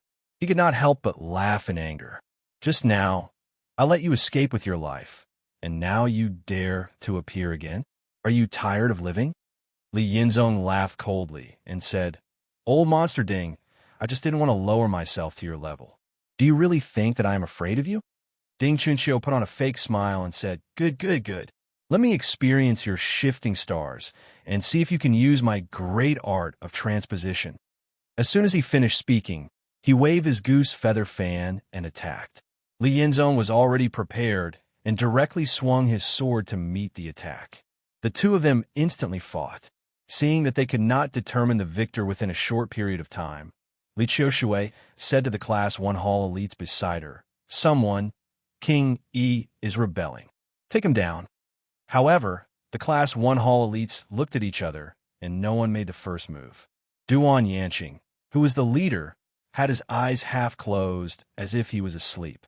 Li Qiushui's heart sank. Duan Yanqing, what is the meaning of this? Duan Yanqing opened his eyes and replied calmly, Class 1 Hall has always been loyal to His Majesty. Now that the situation is unclear, we do not want to become a tool for some people to fight for power. Good. Li Qiushui gave him a deep look.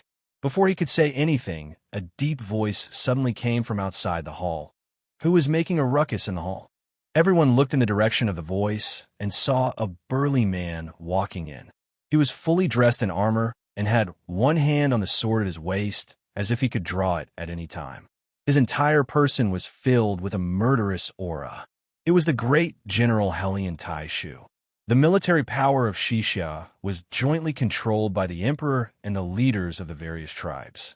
The Mu brothers were the leaders of the largest tribes and controlled nearly half of the military power. Helian Taishu represented the emperor and controlled the military power. After the death of the Mu brothers, he became the number 1 person in the military. General Helian, you came at the right time. His Majesty has issued an imperial edict to make Qinshan the emperor. But Prince Yi refused to comply. "Capture this traitor for me." Li Qiushui was overjoyed. It should be known that Helian Taishu was a direct descendant of the royal family and had a good relationship with her in Class 1 Hall.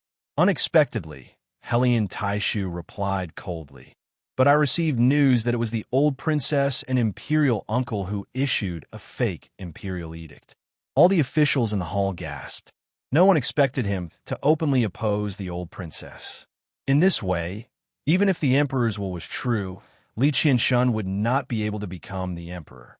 Compared to Li Qianshun and the officials who supported him, Li Qiushui calmed down.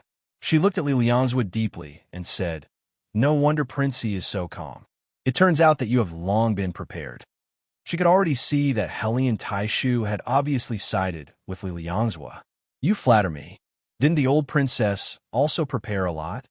Li Liangzhu replied calmly. Li Qiushui's tone seemed to be full of admiration. "I have to admit that you are really far-sighted. Even I have fallen into your trap. It's a pity that you missed one thing." "What?" Li Liangzhu was also stunned. Chapter 1764. Li Qiushui knew very well that she and her son had fallen into a disadvantageous position. They had underestimated Li Liangzhu too much, and he had laid such a tight net that they couldn't fight back at all. Now the only way to turn defeat into victory was to use absolute force to capture the leader. As long as they subdued or even killed Li Liangzhu, their group would be like a group of dragons without a leader, and they could only obey orders. Therefore, she didn't hesitate to use the wave-like subtle steps to rush toward her opponent. Just look at Duan Yu, who didn't know any martial arts before, relied on the exquisite wave-like subtle steps to survive in the dangerous Jianghu, and turned misfortunes into blessings countless times. Wave-like subtle steps was Li Qiushui's special skill. She had been immersed in this skill for decades, and her mastery of it was incomparable to Duan Yu's. She instantly turned into a white shadow and rushed toward Li Liangzhu. In fact, there were many guards around Li Liangzhu. Seeing that something was wrong, they hurriedly took out their swords to intercept the white shadow. Unfortunately, the white shadow was like a wisp of smoke. Even if they cut it, it was like cutting the air, and they couldn't stop her at all. They could only watch her rush to Li Liangzhu. Seeing that she was about to touch him, Li Qiushui finally smiled, but suddenly there was a sound of something breaking through the air beside her. She originally wanted to seize the time to subdue Li Liangzhu, even if she was injured. Unfortunately, when she looked to the side, she found that it was a few faintly discernible thin ice pieces. She couldn't help but be scared out of her wits. After fighting with Heaven Mountain Tonglao for a lifetime, how could she not recognize the killer move of her archenemy? She dared to use her profound cultivation to resist other attacks, but she didn't dare to take the life-death note. Once hit by the life-death note, it would be a living hell, and her life and death would be in the opponent's control. Li Qiushui shuddered at the thought of being controlled by Heaven Mountain Tonglao. She would rather die than accept it. Therefore, without hesitation, she gave up the idea of attacking Li Liangzhu. She waved her sleeves and swept the life-death notes aside. Then, she got ready to deal with the storm-like attacks from Heavenly Mountain Tonglao. Right at this moment, a sense of danger suddenly arose in her heart, and she hurriedly executed the subtle, rippling steps to dodge to the side. Unfortunately, she was still a step too late, and her back still suffered a heavy blow. She felt a sweetness in her throat as a mouthful of blood gushed out, instantly drenching the white silk in front of her. She used the water-treading subtle steps to increase the distance between them. She suddenly turned around and saw Li Liangzhu looking at her with a faint smile. She couldn't help but say hatefully, "7 wounding fists. Good. I actually forgot that you're still studying in the Kontong sect. Learning Tao is fake. Learning martial arts is real." Li Liangzhu smiled faintly. "I've long heard that Taifei's martial arts are unfathomable. Seeing it today, it's just SOSO. You." Provoked by him, Li Qiushui felt her blood boil again. She thought that if it wasn't for the fact that all her attention was on guarding against eldest senior sister, she wouldn't have been taken advantage of by him. "Mistress, are you all right?" Seeing that Li Qiushui was injured, Ding Chunxiu couldn't care less about fighting with Li Yinzong anymore. She quickly ran to her side, but when she saw the bloodstains on Li Qiushui's body, her heart sank. "Imperial Grandmother." Li Qinglu also cried out in alarm, quickly flying to her side to protect her, worried that someone would take the opportunity to attack her.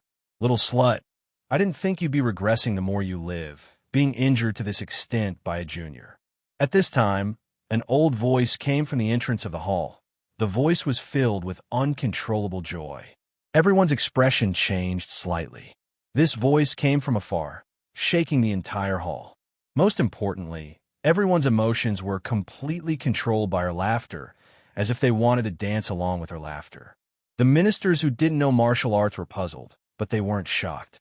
On the other hand, those who knew martial arts immediately realized that this was an effect that could only be achieved by someone with profound internal energy. Hearing that old voice, Song Qingshu, who was hiding in the shadows, had a strange expression on his face. This little loli came out to scare people again. She had such a beautiful, milky voice, but she purposely pretended to have such an ugly old voice. Yelu Nancian recognized this voice as well. "Heavenly Mountain Maiden is here." Song Qingshu nodded and looked towards the source of the voice. The first thing that entered his eyes was still that petite and exquisite figure. But this time, she was no longer alone. Behind her stood 4 delicate and beautiful young girls. Most importantly, these 4 young girls' appearances and figures were exactly the same. The only difference was the color of their clothes. With a single glance, he could tell that they were quadruplets. Song Qingshu's heart skipped a beat. These are the 4 maids of Spirit Vulture Palace? They were called maids, but in reality, they were Heavenly Mountain Maiden's trusted subordinates. They could be considered half her disciples. However, the most memorable thing about them was that they were quadruplets. In the future, many people would fantasize about them. Twin sisters were already enough to make people's imaginations run wild, let alone quadruplets. That was why many people in the future were envious of Shuju's situation. Not only did he have the peerless Mengu, he also had 4 maids like these, and the entire Spirit Vulture Palace was filled with women. Song Qingshu quickly collected his thoughts and looked at the other group of people behind him. He saw that there were men and women, some handsome and some ugly, some monks, some Taoist priests, some with long sleeves fluttering in the wind, some with short clothes, some with long beards fluttering in the wind, and some with tall hair buns. Most of their clothes were strangely shaped, very different from the people of the Central Plains. More than half of them were holding weapons, and most of the weapons were also strangely shaped. He could not tell what they were. They should be the island masters and cave masters of the 36 islands and 72 caves. This time, Spirit Vulture Palace had come out in full force. Heavenly Mountain Maiden not only came down the mountain in person, but also summoned the island masters and cave masters under her control. They really wanted to finish this battle in one fell swoop. Song Qingshu thought it was normal. After all, Heavenly Mountain Maiden's biggest enemy was Li Qiushui. In the past, Li Qiushui could use the power of Xixia, which prevented her from taking revenge. This time, she finally waited for the Xixia to rise up, so she would not waste such a great opportunity. It seemed that Li Qiushui would not be able to escape this time. Old B***, it turns out that you are behind this. As the saying goes, when enemies meet, their eyes turn red. Seeing Heavenly Mountain Maiden, Li Qiushui ignored Li Liangzhua and stared at her fiercely. Seeing that the scarf on her face was stained with blood, Heavenly Mountain Maiden laughed loudly. "You have been fighting with me all your life. I didn't expect that you would be defeated by me today." Li Qiushui sneered. "You wish. It's not that easy to kill me." Heavenly Mountain Tonglao chuckled and said, "In the past, you relied on the power of the Western Xia's Class 1 Hall. Although my martial arts were slightly better than yours, I couldn't do anything to you. But now, the Class 1 Hall has betrayed you, and your direct descendants have been restrained by the people of the 36 islands and 72 caves. Is that so? If that's the case, I will give you a big gift." Just as Li Qiushui finished speaking, she suddenly stretched out her hand and grabbed Ding Chuanqiu's vest. She threw him towards Heavenly Mountain Maiden like a ball. Although Ding Chuanqiu's martial arts were not as good as Li Qiushui's, he would not be restrained by her in one move. It was all because he was not prepared for her to attack him. Moreover, the current situation was really dangerous. His mind was spinning rapidly, trying to think of a way to break out of the situation, which caused him to be distracted. Chapter 1765. Li Qiushui took the opportunity to rush out of the hall. She understood that with the addition of Heaven Mountain Tong Lao and her group, the situation was hopeless. The only thing she could do was to try to escape with her life. Thus, she did not hesitate to use Ding Chuanqiu as a hidden weapon and threw it at her opponent, while she used wave-like subtle steps to escape. As she expected, Heaven Mountain Tong Lao was held up by Ding Chuanqiu. The people of the 36 islands and 72 caves were in a hurry to avoid his poisonous powder. No one had the time to stop her. Unfortunately, the people of Vulture Palace were held up, but Li Liangzhua was not. He appeared in front of her in a flash. His fist of 7 damages had reached perfection, forcing Li Qiushui to stop. What's so great about the fist of 7 damages? Li Qiushui snorted coldly. Her palms turned into fists, and she used the fist of 7 damages to meet the attack. Li Liangzhua couldn't help but be greatly shocked when he saw his opponent execute the exact same fist technique, and it was even more exquisite, and his imposing manner instantly weakened by 30%. If it wasn't for his opponent being heavily injured, he might have perished on the spot in this short period of time. Li Qiushui knew the condition of her body, and Li Liangzua's martial arts were beyond her imagination. She could only suppress the thought of subduing him and take the opportunity to run out. Unfortunately, a strand of murderous wind suddenly shot over from the side. If Li Qiushui continued forward, it would be equivalent to walking into a trap. If it was under normal circumstances, she would just take this wind and then take the opportunity to escape. Unfortunately, she was already heavily injured. If she took another hit, she wasn't sure if she would have the strength to escape. With a tap of her foot, she moved a few feet in the air and dodged the fatal gust of wind. However, she also lost the opportunity to escape. She looked at Duan Yanqing, who was in front of her, and said coldly, "Damned cripple, I have treated you well. Why did you betray me?" Duan Yanqing propped up his Damascus steel staff and used ventriloquism to release a voice that was as unpleasant to the ears as that of an owl. "The old concubine has indeed treated me well, but she only treats me as a normal elite and treats me as a pet. The old concubine must know the reason behind why I joined Class 1 Hall, but she has never shown any intention to help me over the years. Then, I can only ask for help from someone else." Li Qiushui frowned. Naturally, he knew his goal in joining Class 1 Hall. His main goal was to use Western Xia's power to help him restore his country. However, right now, Duan Jingming and Duan Zhengchun had a solid foundation in Dali, and there was no way a normal person would want to offend another country for a half-cripple. He didn't expect Li Liangzhua to be willing to spend so much for the throne, completely abandoning the interests of the country. Your sun finger is pretty good, but you're still far from Reverend Eating's level. You're still not good enough to stop me. Li Qiushui didn't waste any more time. Duan Yanqing's expression froze. He lifted his Damascus steel staff and continuously fired Sun Finger. He was wary of Li Qiushui's martial arts, especially her amazing wave-like subtle steps. He didn't dare to fight her in close combat and could only attack from a distance. But that was enough. As long as he could stall her, he would win. In truth, he had been in Class 1 Hall for a long time, and he had always been wary of this unfathomable old concubine. If he had a choice, he would definitely not dare to fight against her. But this time, he had betrayed her. If he didn't get rid of her today, he would definitely not be able to eat or sleep in peace. Li Qiushui used her lightness skill to easily dodge several Sun Finger attacks, but she still couldn't close the distance between them. She was a little annoyed and shouted angrily, "Go away! "You stupid cripple." While speaking, she extended her hand and pressed it to the side. Duan Yanqing was stunned. "I'm here. Why are you hitting the air?" Just when he was about to fire Sun Finger again, the Damascus steel staff on the ground suddenly felt a huge force coming from it. He could no longer maintain his balance and fell to the ground in a pathetic manner.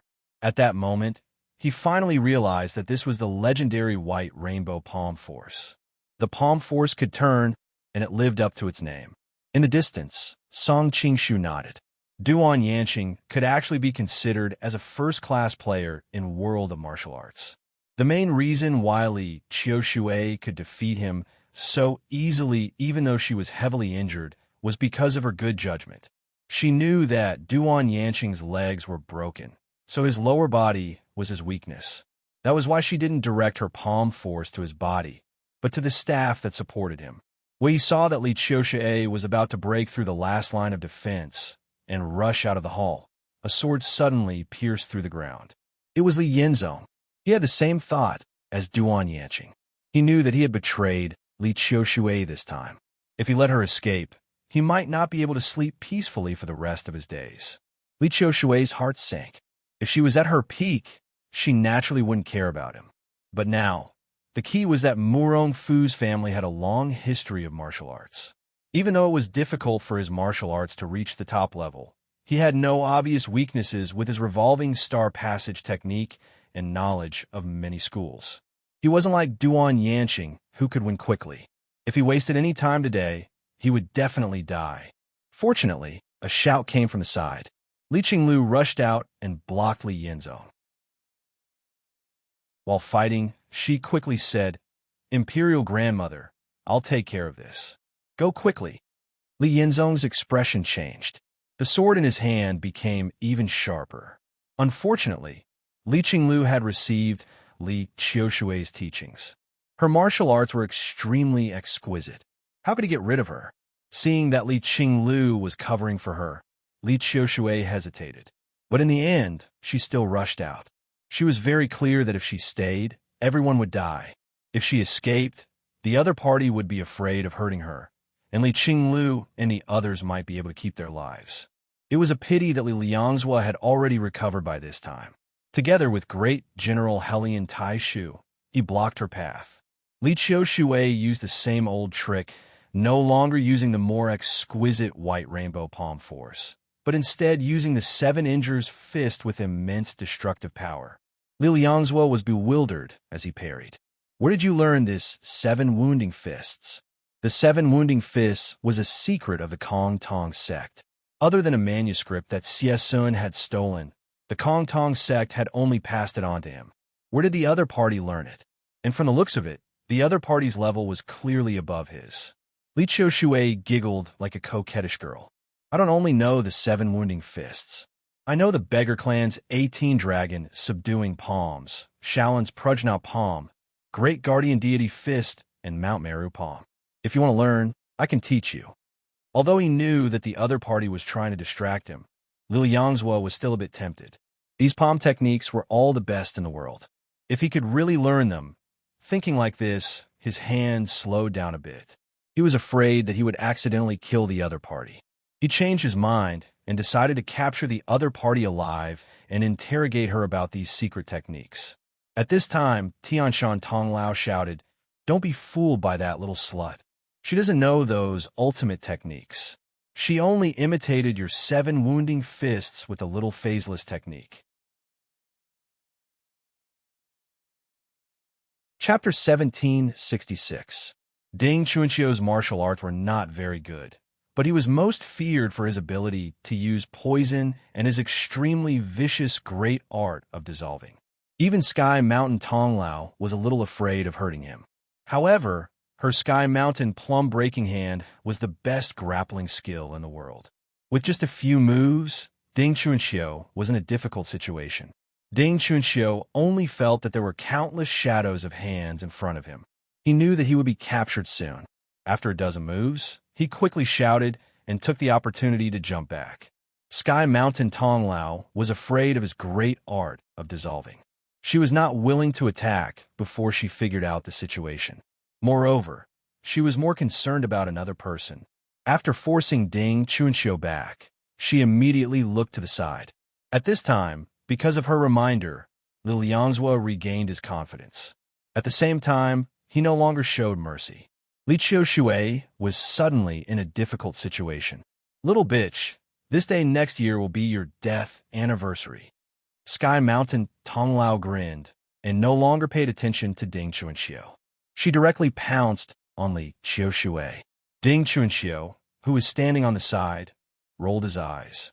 He wanted to seize the opportunity to run away, but he was blocked by the four maids, Plum, Orchid, Bamboo, and Chrysanthemum. With the help of the people from the 36 islands and 72 caves, even if Ding Chuanxiu's martial arts were superior, he still couldn't escape. Li Qiushui's martial arts were not as good as Sky Mountain Tonglao's, not to mention that she was heavily injured. After a few moves, she was hit in the chest by the opponent, and a few of her ribs were immediately broken.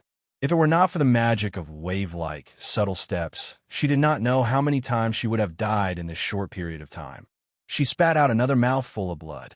Li Qiushui felt that her strength was gradually draining. Now she might really die here.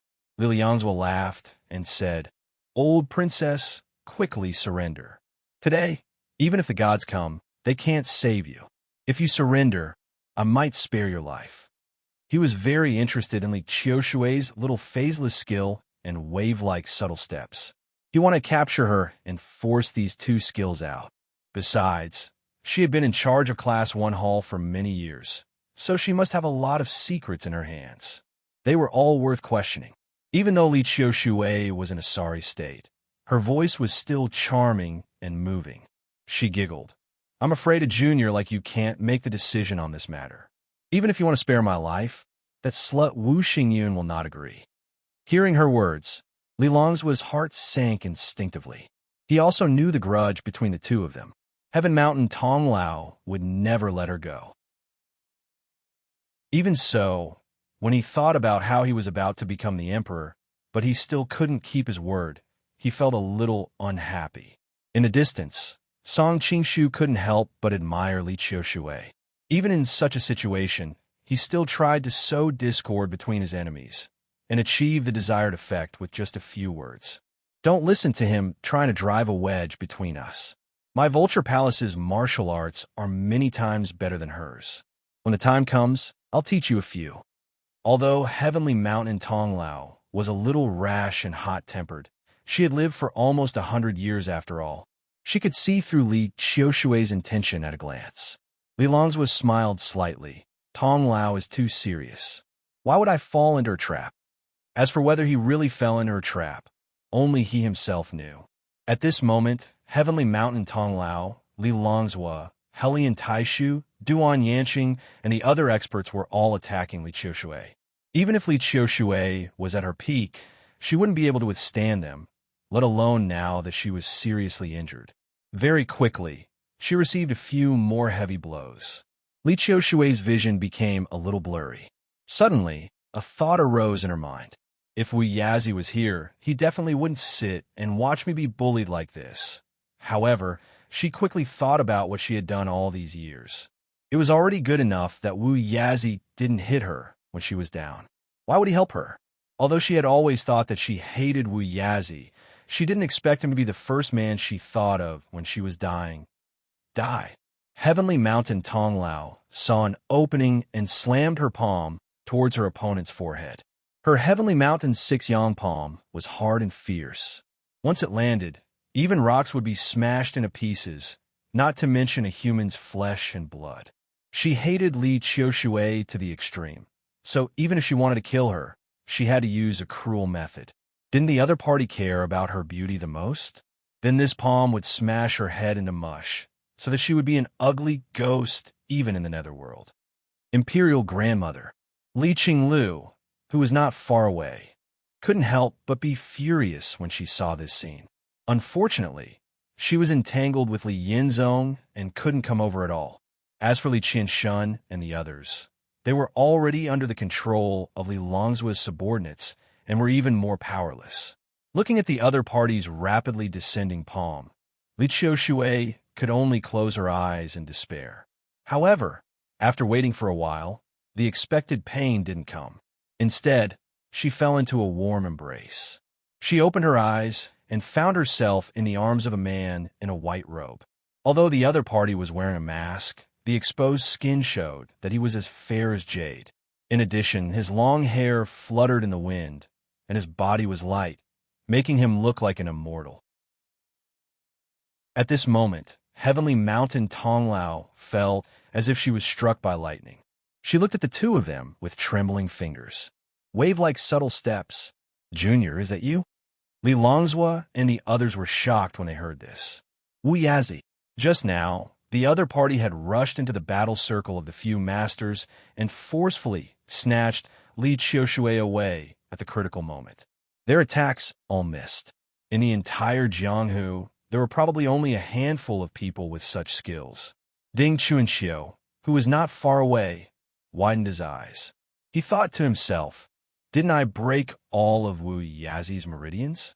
Why did he suddenly appear here?"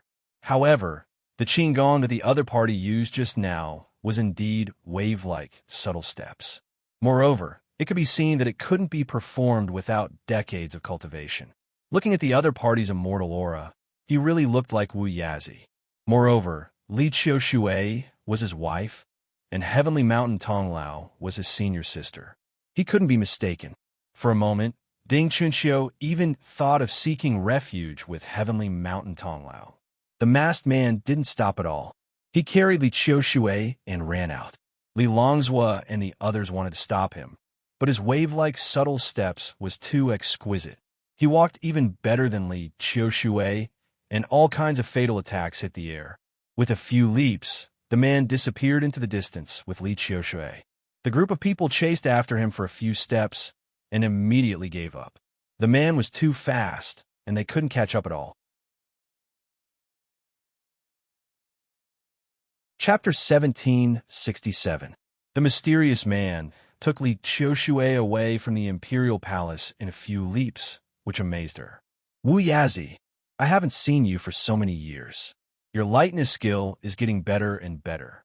Li Qiushui's whole body felt soft, perhaps because of her serious injury. She felt like she was going to melt as she leaned on the mysterious man's body and sensed his manly aura. The mysterious man frowned and pushed her aside. "Don't call me your husband." "Ouch," Li Qiushui groaned. "I'm seriously injured, but you're still so rough. You're so cruel." Even Tian Shan, Tonglao could recognize that he wasn't Wu Yazi. How could Li Qiushui, who had been married to Wu Yazi for so many years, not recognize him? At first, she did make a mistake, but she soon realized it. She didn't say it out loud, but played along. After all, this man's martial arts was unfathomable, and she didn't know whether he was a friend or a foe. She was seriously injured and didn't have the ability to fight back.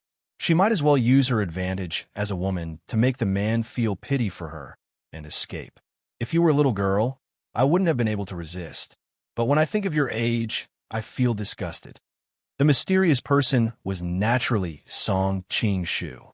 He had just been hiding near the main hall and had witnessed Li Qiushui being attacked from all sides. She was about to die on the spot.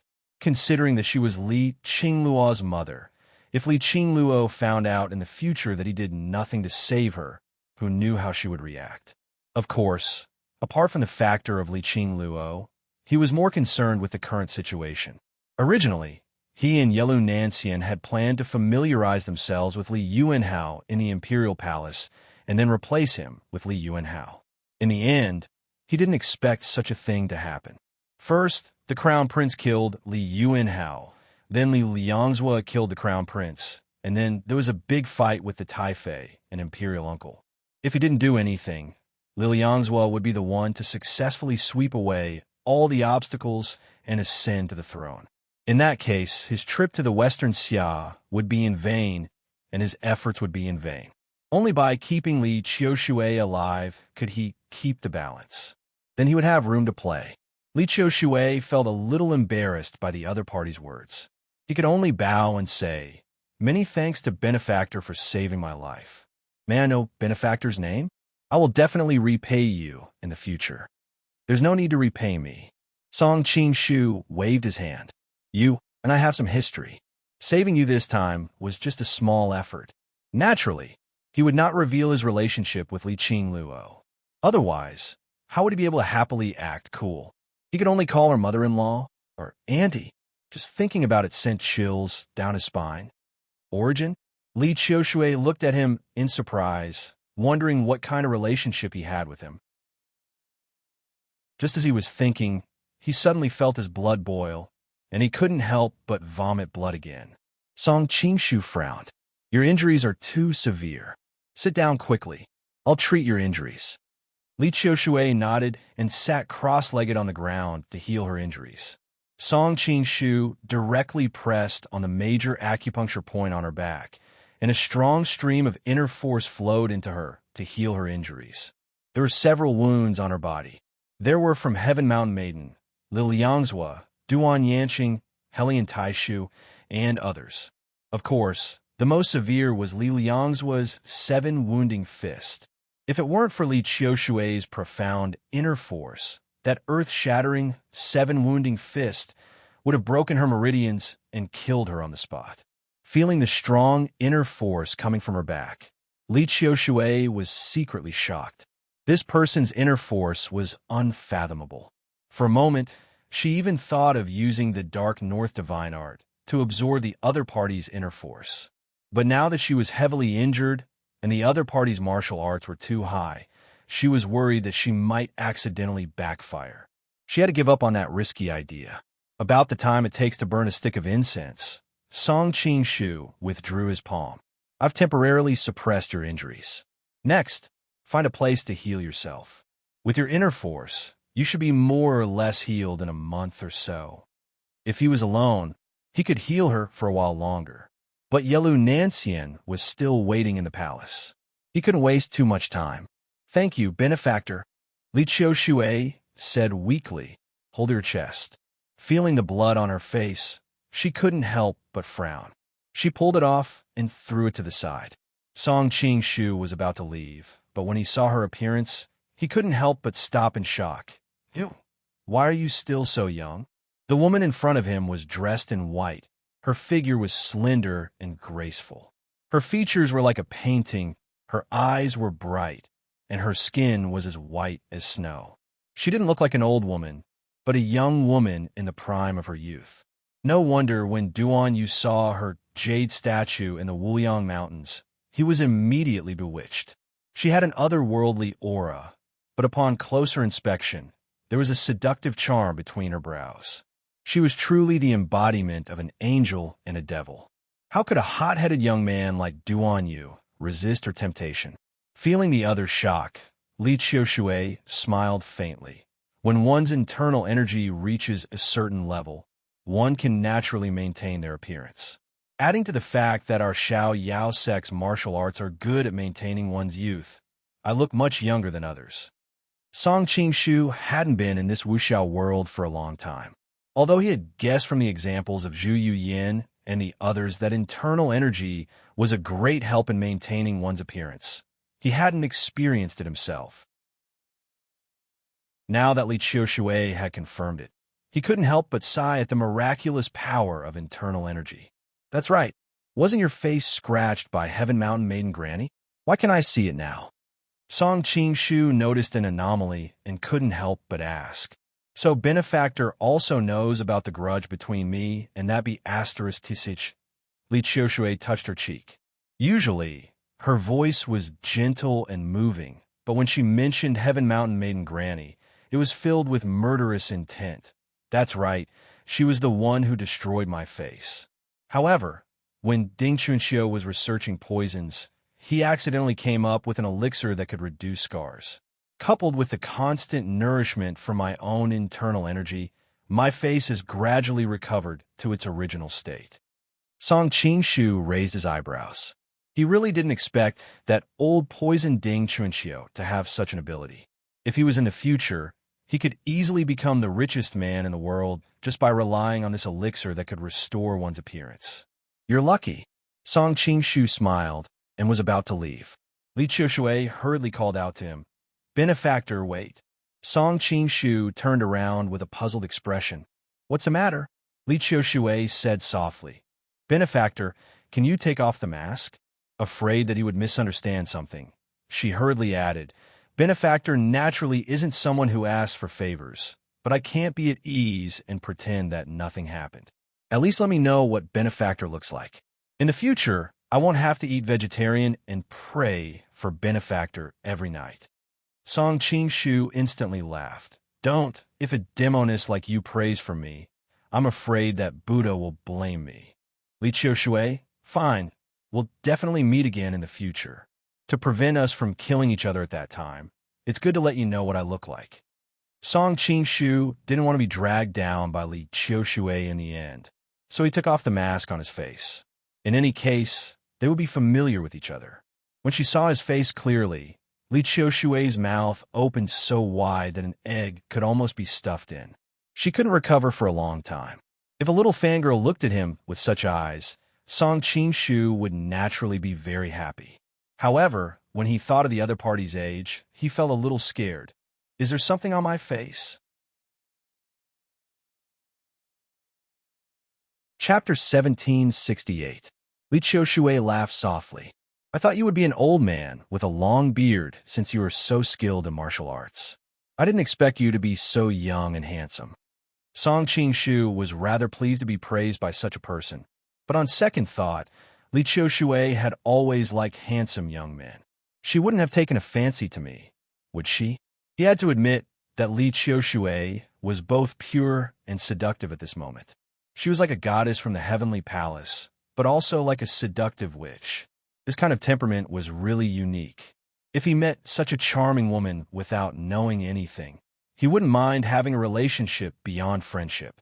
But knowing her identity was a bit of pain in the ass. Thinking about her current age, her past, and especially her relationship with Li Qingluo, if she still had any desires, then she would be a little too careless. "I thought you were an old granny. I didn't expect you to be like a little girl." Song Qing-shu deliberately pointed out her age. "I have something to do and will leave first. Be careful." Li Qiushui covered her mouth and laughed. "Thank you, young master. This place is dense with forests and transportation is convenient. If I was still caught, I wouldn't be worthy of your help." "That's good," Song Qing-shu instructed. "Find a safe place and recuperate in seclusion." Li Qiushui nodded. "I know. After so many years in Shixia, it's easy to find a place like this. I will definitely repay young master's kindness today after I recover from my injuries." "You don't need to thank me. I can only say that you have a good granddaughter." Song Qing-shu wanted to say that she had a good daughter, but he felt that it would be too obvious. Li Qingluo might not want her mother to know about their relationship, so he could only say it ambiguously. If not for Wang Yin's guidance back then, he would not be where he was today. So all this time, he had a good impression of that weak young girl. Because of this, he had saved Li Qiushui because he loved her. Li Qiushui was stunned as she watched him leave. He had a good granddaughter? Could it be that he and Qinglu Li Qiushui couldn't help but be delighted? Her granddaughter's beauty was out of this world, and she usually had her eyes on the top of her head. When she asked her if she had someone she liked, she wouldn't say, causing her to have the idea of having a martial arts competition to find a husband. It was only because the Mongolian prince was seriously injured by the assassination that it was delayed. She didn't expect that she would be able to get along with such a person without a sound. They were really a match made in heaven. Could it be that he was in such a hurry to save Qing Lu? The heavens really don't want me to die. With the help of such a peerless expert, why should I worry that I can't succeed? But looking at the state of the two of them, they should still be in an ambiguous stage. Should I lend them a hand? After all, Li Qiushui had spent quite a bit of time with her granddaughter, Li Qinglu, and didn't realize that the other person was referring to her granddaughter far away in Jiangnan. As a result, there was a beautiful misunderstanding. As for the series of events that happened, that was a story for another time. Meanwhile, Song Qing-shu rushed as fast as lightning to the palace. Just now, in order to save Li Qiushui, he could only temporarily leave Yelu Nancian in the palace. Although her hiding place was very safe, she had been away for so long. It was better to be safe than sorry. When he arrived at the palace, he found that the main hall had already been settled. Li Qianshun and even Li Qinglu were nowhere to be seen. Even Heaven Mountain Tong Lao and the people from Vulture Palace were nowhere to be found.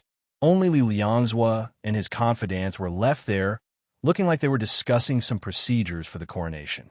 I wonder how Li Qinglu is. Seeing the bloodstains on the main hall, Song Qingshu's heart skipped a beat. Although it was hard to say that he had any relationship with Li Qinglu, but if such an important character in the novel had died just like that, it would really make one sigh. Very quickly, he found Yelu Nanxian's hiding place. Seeing that she was safe and sound, he couldn't help but let out a long sigh of relief. Before he could speak, the young girl had already thrown herself into his arms. "Brother Song, it's good that you're all right." Looking at her nervous face, Song Qingshu couldn't help but laugh and feel a surge of warmth.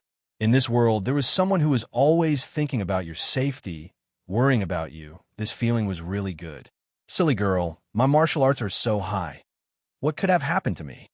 Song Qingshu gently wiped away the tears on her face, his tone full of tenderness. "So many masters chased after you." Seeing him return safely, Yelu Nanxian's tears gradually turned into a smile. Each one of them was a legendary top master in the martial world. Even someone like Li Qiushui almost lost his life on the spot. An old demon like Ding Chuanxiu died just like that. Of course, I couldn't help but worry. Song Qingshu was startled. Ding Chuanxiu died? Yelu Nanxian nodded and told him what happened after he left the hall. It turned out that he had saved Li Qiushui. Ding Chuanxiu saw that the situation wasn't right and immediately wagged his tail and begged for mercy. On the surface, Heaven Mountain Tong Lao agreed and accepted his surrender. Ding Chuanxiu let out a sigh of relief, thinking that even if he sold his skills to Li Liangzhua, he would still be able to make a name for himself. He couldn't help but let down his guard. Who would have thought that Heaven Mountain Tong Lao would suddenly attack and use the Heaven Mountain 6 Yang palms to shatter his heart meridians? It turned out that Heavenly Mountain Tong Lao had already heard about how he plotted against Wu Yazi. Thinking that her lover had turned into a skeleton decades ago, she was furious. She decided to give Ding Chuanxiu a taste of revenge by giving him a taste of what it was like to be retaliated against. Ding Chuanxiu died just like that. Although Song Qingshu was surprised, he also felt that it was reasonable. Although Heaven Mountain Tong Lao looked like a pretty little girl, she had a fiery temper. On top of that, she had been thinking about Wu Yazi day and night for so many years, becoming a demon in her heart. Knowing that Wu Yazi died because of a plot, how could she let Ding Chuanxiu go? But thinking about how someone he was familiar with had fallen to his knees just like that, Song Qingshu couldn't help but sigh. Ding Chuanxiu was vicious, but he hadn't had any conflicts with him all these years, so he didn't really hate him. What happened next? Song Qingshu asked. As the two of them walked out of the palace, Yelu Nanxian said, Li Qinglu was outnumbered and was quickly subdued. Li Qianshun and his subordinates had long lost their morale and were caught in one fell swoop. Li Liangzhua threw Li Qianshun and his confidants into prison on the charge of participating in the Crown Prince's rebellion. As for Li Qinglu, he only put her under house arrest, but didn't say how to deal with her. This is not unexpected. After all, Li Qinglu's beauty has spread far and wide. The entire Western Xia says that she is beautiful and elegant, unparalleled. A few Mongolian princes saw her by chance and couldn't forget her. That's why there was the Western Xia marriage contest. However, Su Yiwu was assassinated, causing the marriage contest to be put on hold. No matter how boldly Liangzhua is, he wouldn't dare to do anything to her and risk offending the Mongolians.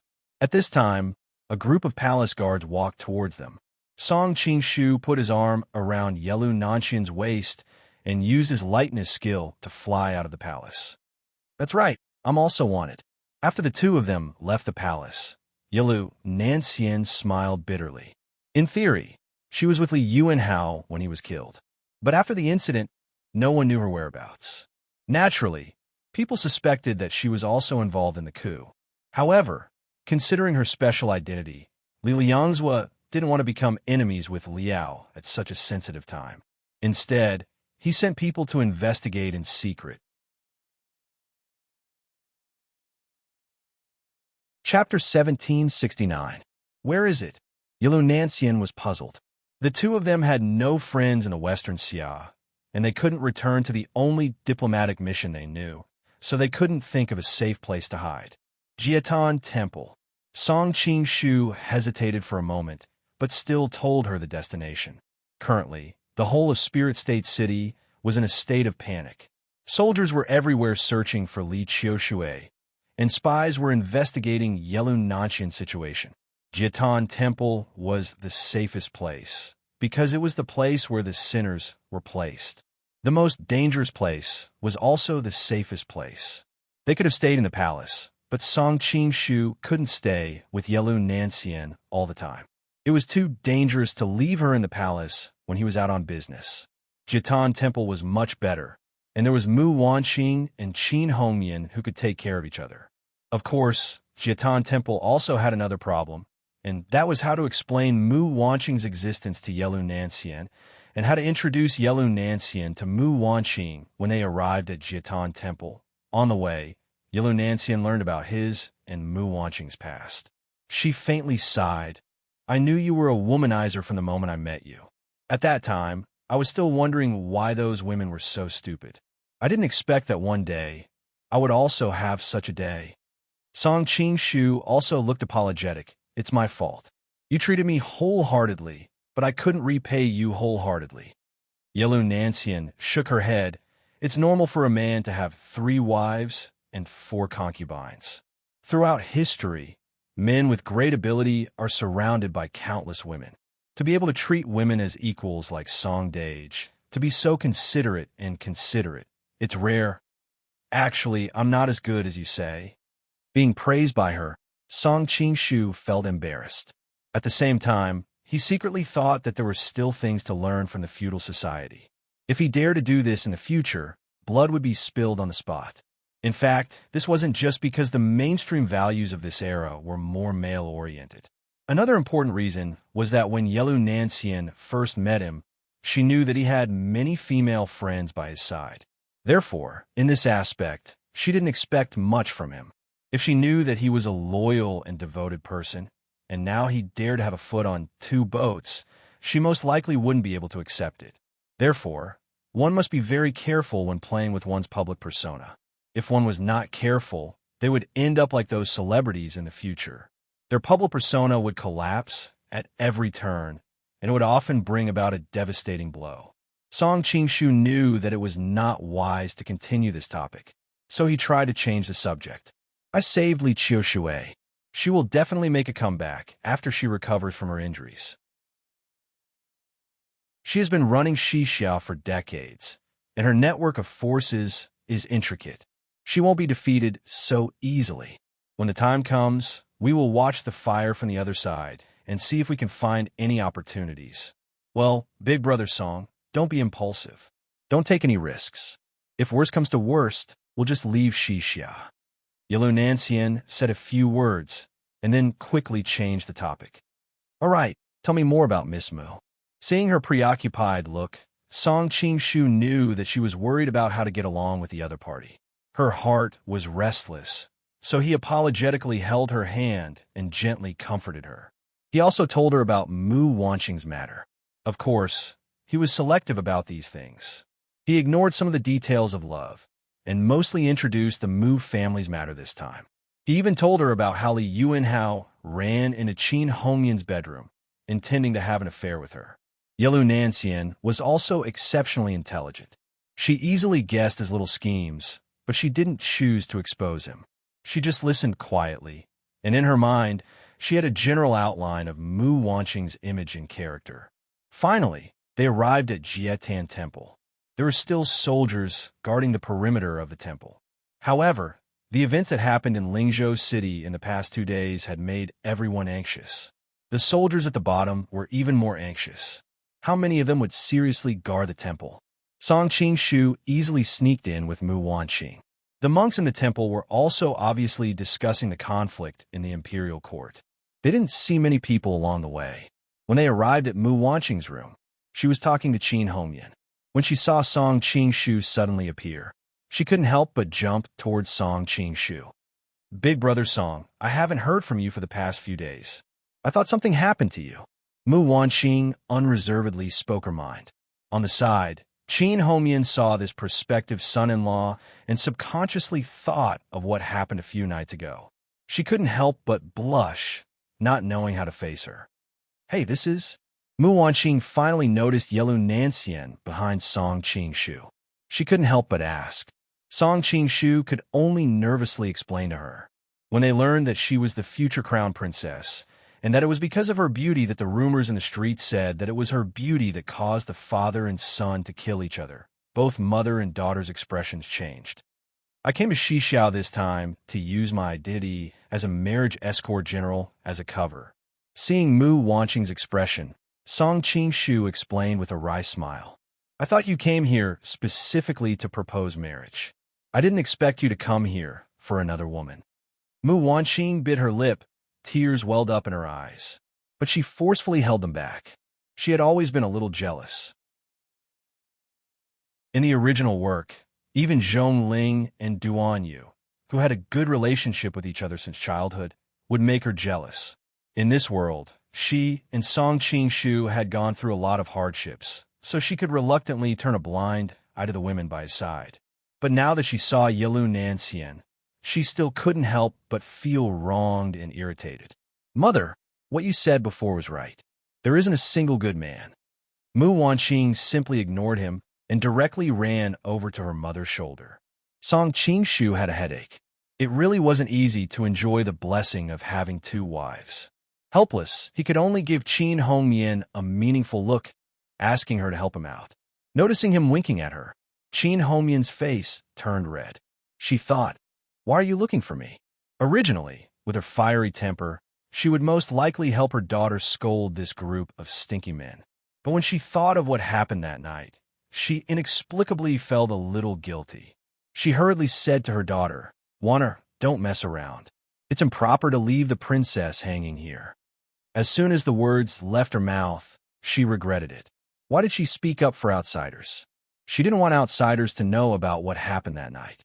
Could it be that the other party would dare to reveal it in front of Wanner? However, her casual words woke Mu Wanqing up a little. She didn't want to leave a stingy and jealous impression in her lover's heart, especially in front of other competitors. However, she couldn't change her expression so quickly if she wanted to immediately greet him with a smile. For a moment, she couldn't help but stare blankly. Just when the atmosphere in the room was a little awkward, a sudden noise came from outside, followed by a sharp voice, an imperial edict. Song Qingshu was startled. He chose Jiatan Temple because it was considered a half-forgotten place. Now that Li Liangzhua was so busy, why would he still give an imperial edict to this place? Big brother Song, big sister Nanxian, you two go hide in the back. Mu Wanqing finally recovered and hurriedly said to the two, Thank you, little sister Wanqing. The two girls finally struck up a conversation, but it was unknown how much genuine affection they had for each other when they called each other big sister. After the two of them hid, Mu Wanqing and Qin Hongyan tidied up their appearance to welcome the eunuch who delivered the imperial edict. Chapter 1770. Mu Wanqing originally thought that this imperial edict was for her mother, Qin Hongyan, so she followed her to receive the edict without any preparation. She even thought that the new emperor was going to grant amnesty to the world, so that the Mu family could see the light of day again. Who would have thought that it would be such heavy news? In the inner room, Song Qingshu was also dumbfounded. What the hell is this? The problem with Yelu Nanxian hasn't been dealt with yet. And now, there's a problem with Mu Wanqing? If it's not the princess, then it's the crown princess, then it's the empress. I'm really fated with these terms. The eunuch saw Mu Wanqing standing there with her mouth open, and couldn't help but sigh inwardly. As expected of a fairy-like girl. I've never seen such a beautiful girl in so many years in the palace. No wonder the first thing the new emperor did was to confer the title of empress on her. Your Highness, hurry up and receive the edict. the eunuch said with a smile.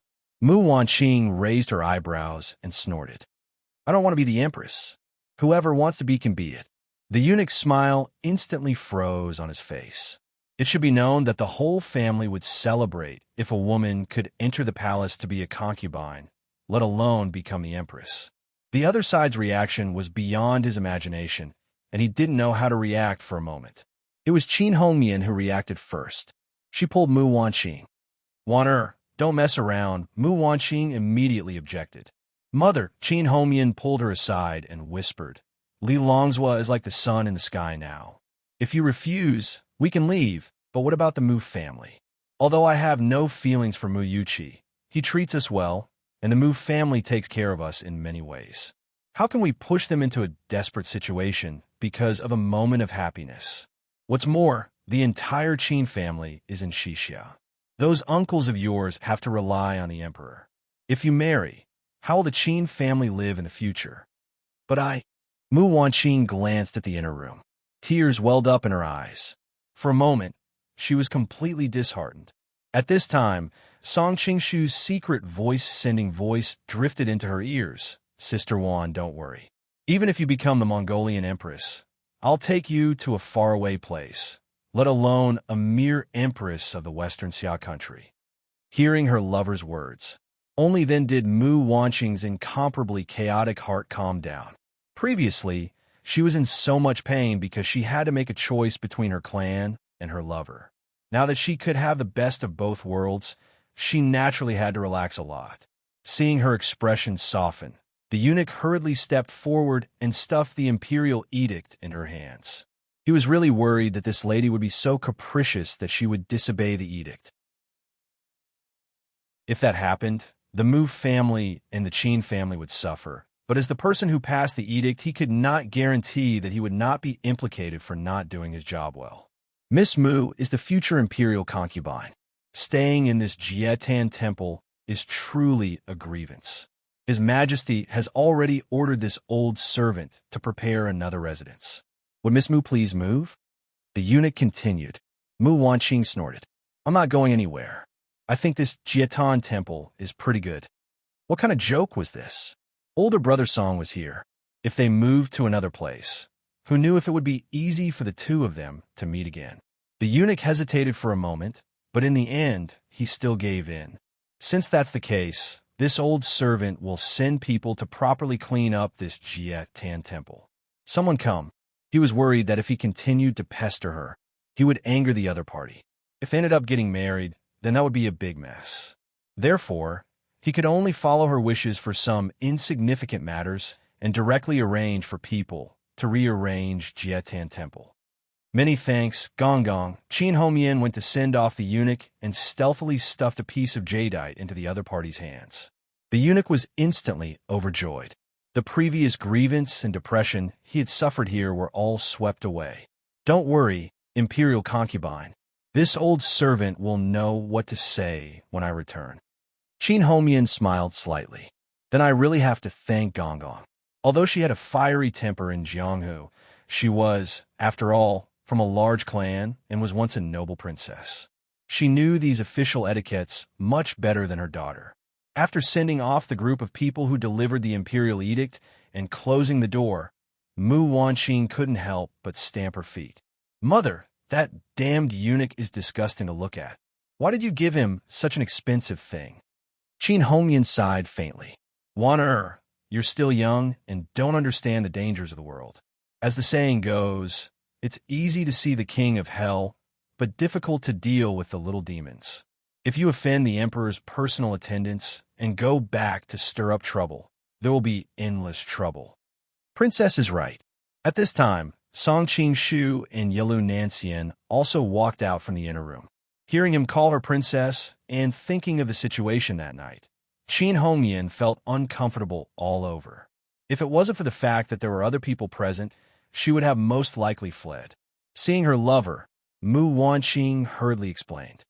Brother Song, I really don't want to marry that emperor. It's just, Song Qingshu nodded. Wan Mei, I know. You're worried about this clan. Are we really not fated to be together? Mu Wanqing suddenly bit her lip. How about we don't care about anything and you take me away?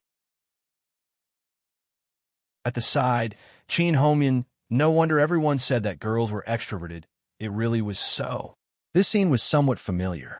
She couldn't help but think that she had been like this in the past. But at that time, she didn't have a man like Song Qing-shu to rely on.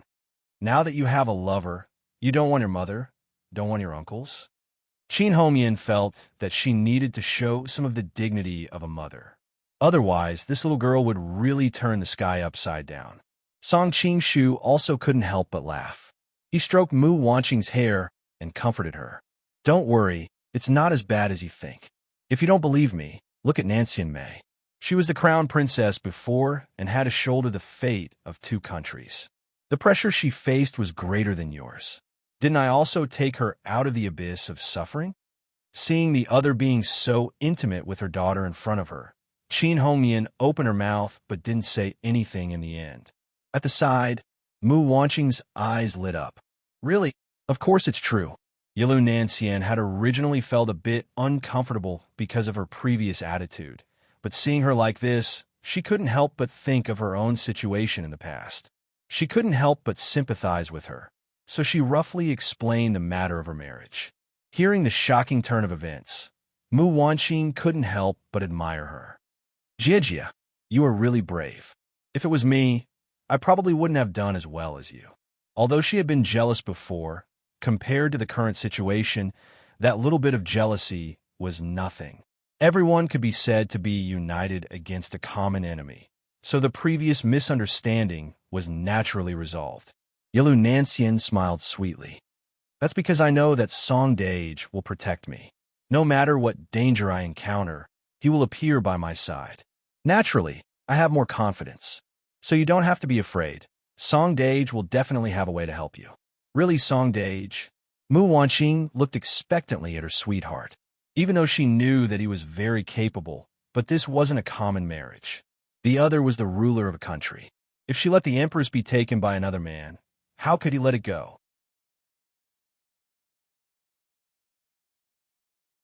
Chapter 1771. Qin Homian sighed faintly.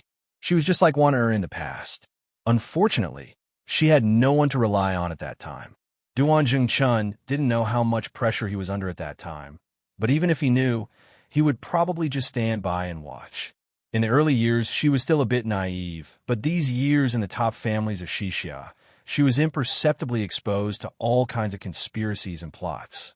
In fact, she already understood why Duan Jingchun dared not take a concubine, but she was not willing to believe it.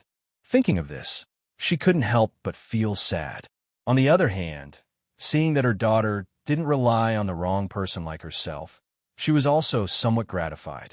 But the other party is His Majesty, Mu Wanqing said worriedly. Although Li Longzhua hadn't officially ascended the throne, Li Yuanhao and the crown prince were dead, Li Qinshan was under house arrest, and the Taifei was seriously injured and fled without a trace. Everyone already regarded him as the emperor. What about His Majesty? Song Qing-shu gestured to Yilu Nancian. Before, it wasn't only the crown prince who was pestering her, but also His Majesty. Song Dage, after all, this wasn't something to be proud of. Yilu Nancian's face was full of embarrassment. Qin Homian said in surprise, so the rumors are true. Although the palace could block the news, there were still all kinds of rumors. If she was the Tiandu Wang Fei in the past, she would naturally know first-hand news. But now that she was under house arrest in Jiatan Temple, the news wasn't so well informed. That was why she was so surprised when she confirmed it. Yilu Nancian blushed and told the whole story in a low voice, making Qin Homian indignant. Men really aren't good. They even want to steal their daughter-in-law who is prettier. Mu Wanqing, who had been instilled with similar ideas by her mother since childhood, also agreed. That's right. Men aren't good. For some reason, as soon as she finished speaking, the 3 women looked at Song Qing-shu at the side. Song Qing-shu's hair stood on end from being stared at. He coughed to hide his embarrassment. You guys talk slowly. I'm going out to inquire about the news. After saying that, he didn't wait for the others to ask him to stay and almost disappeared like a wisp of smoke. Sigh, Yilu Nancian had been feeling awkward staying here alone. She wanted to call out to him, but he was nowhere to be seen. However, Thinking of his guilty expression, she couldn't help but laugh out loud. Coincidentally, Mu Wanqing, who was at the side, also laughed at the same time. The two women looked at each other in astonishment and couldn't help but smile. After the storm just now, the two women had long since let bygones be bygones. After all, it could only be considered as internal trouble between them, which was a small matter. Now, external trouble was the most important matter. After Song Qing-shu left Jiatan Temple, he made some inquiries in the city and had a vague idea of what was going on. Originally, when Li Yuanhao and the others had just died, there was going to be a grand funeral in the country.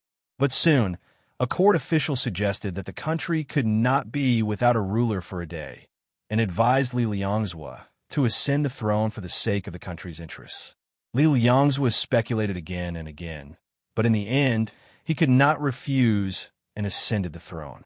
The method of persuasion has always been like this since ancient times. Song Qing-shu sneered inwardly. The court officials of all dynasties loved to do this kind of thing with little capital but great profits. After all, compared to founding the country with the emperor, fighting for the country with a mountain of corpses and a sea of blood, it was too risky.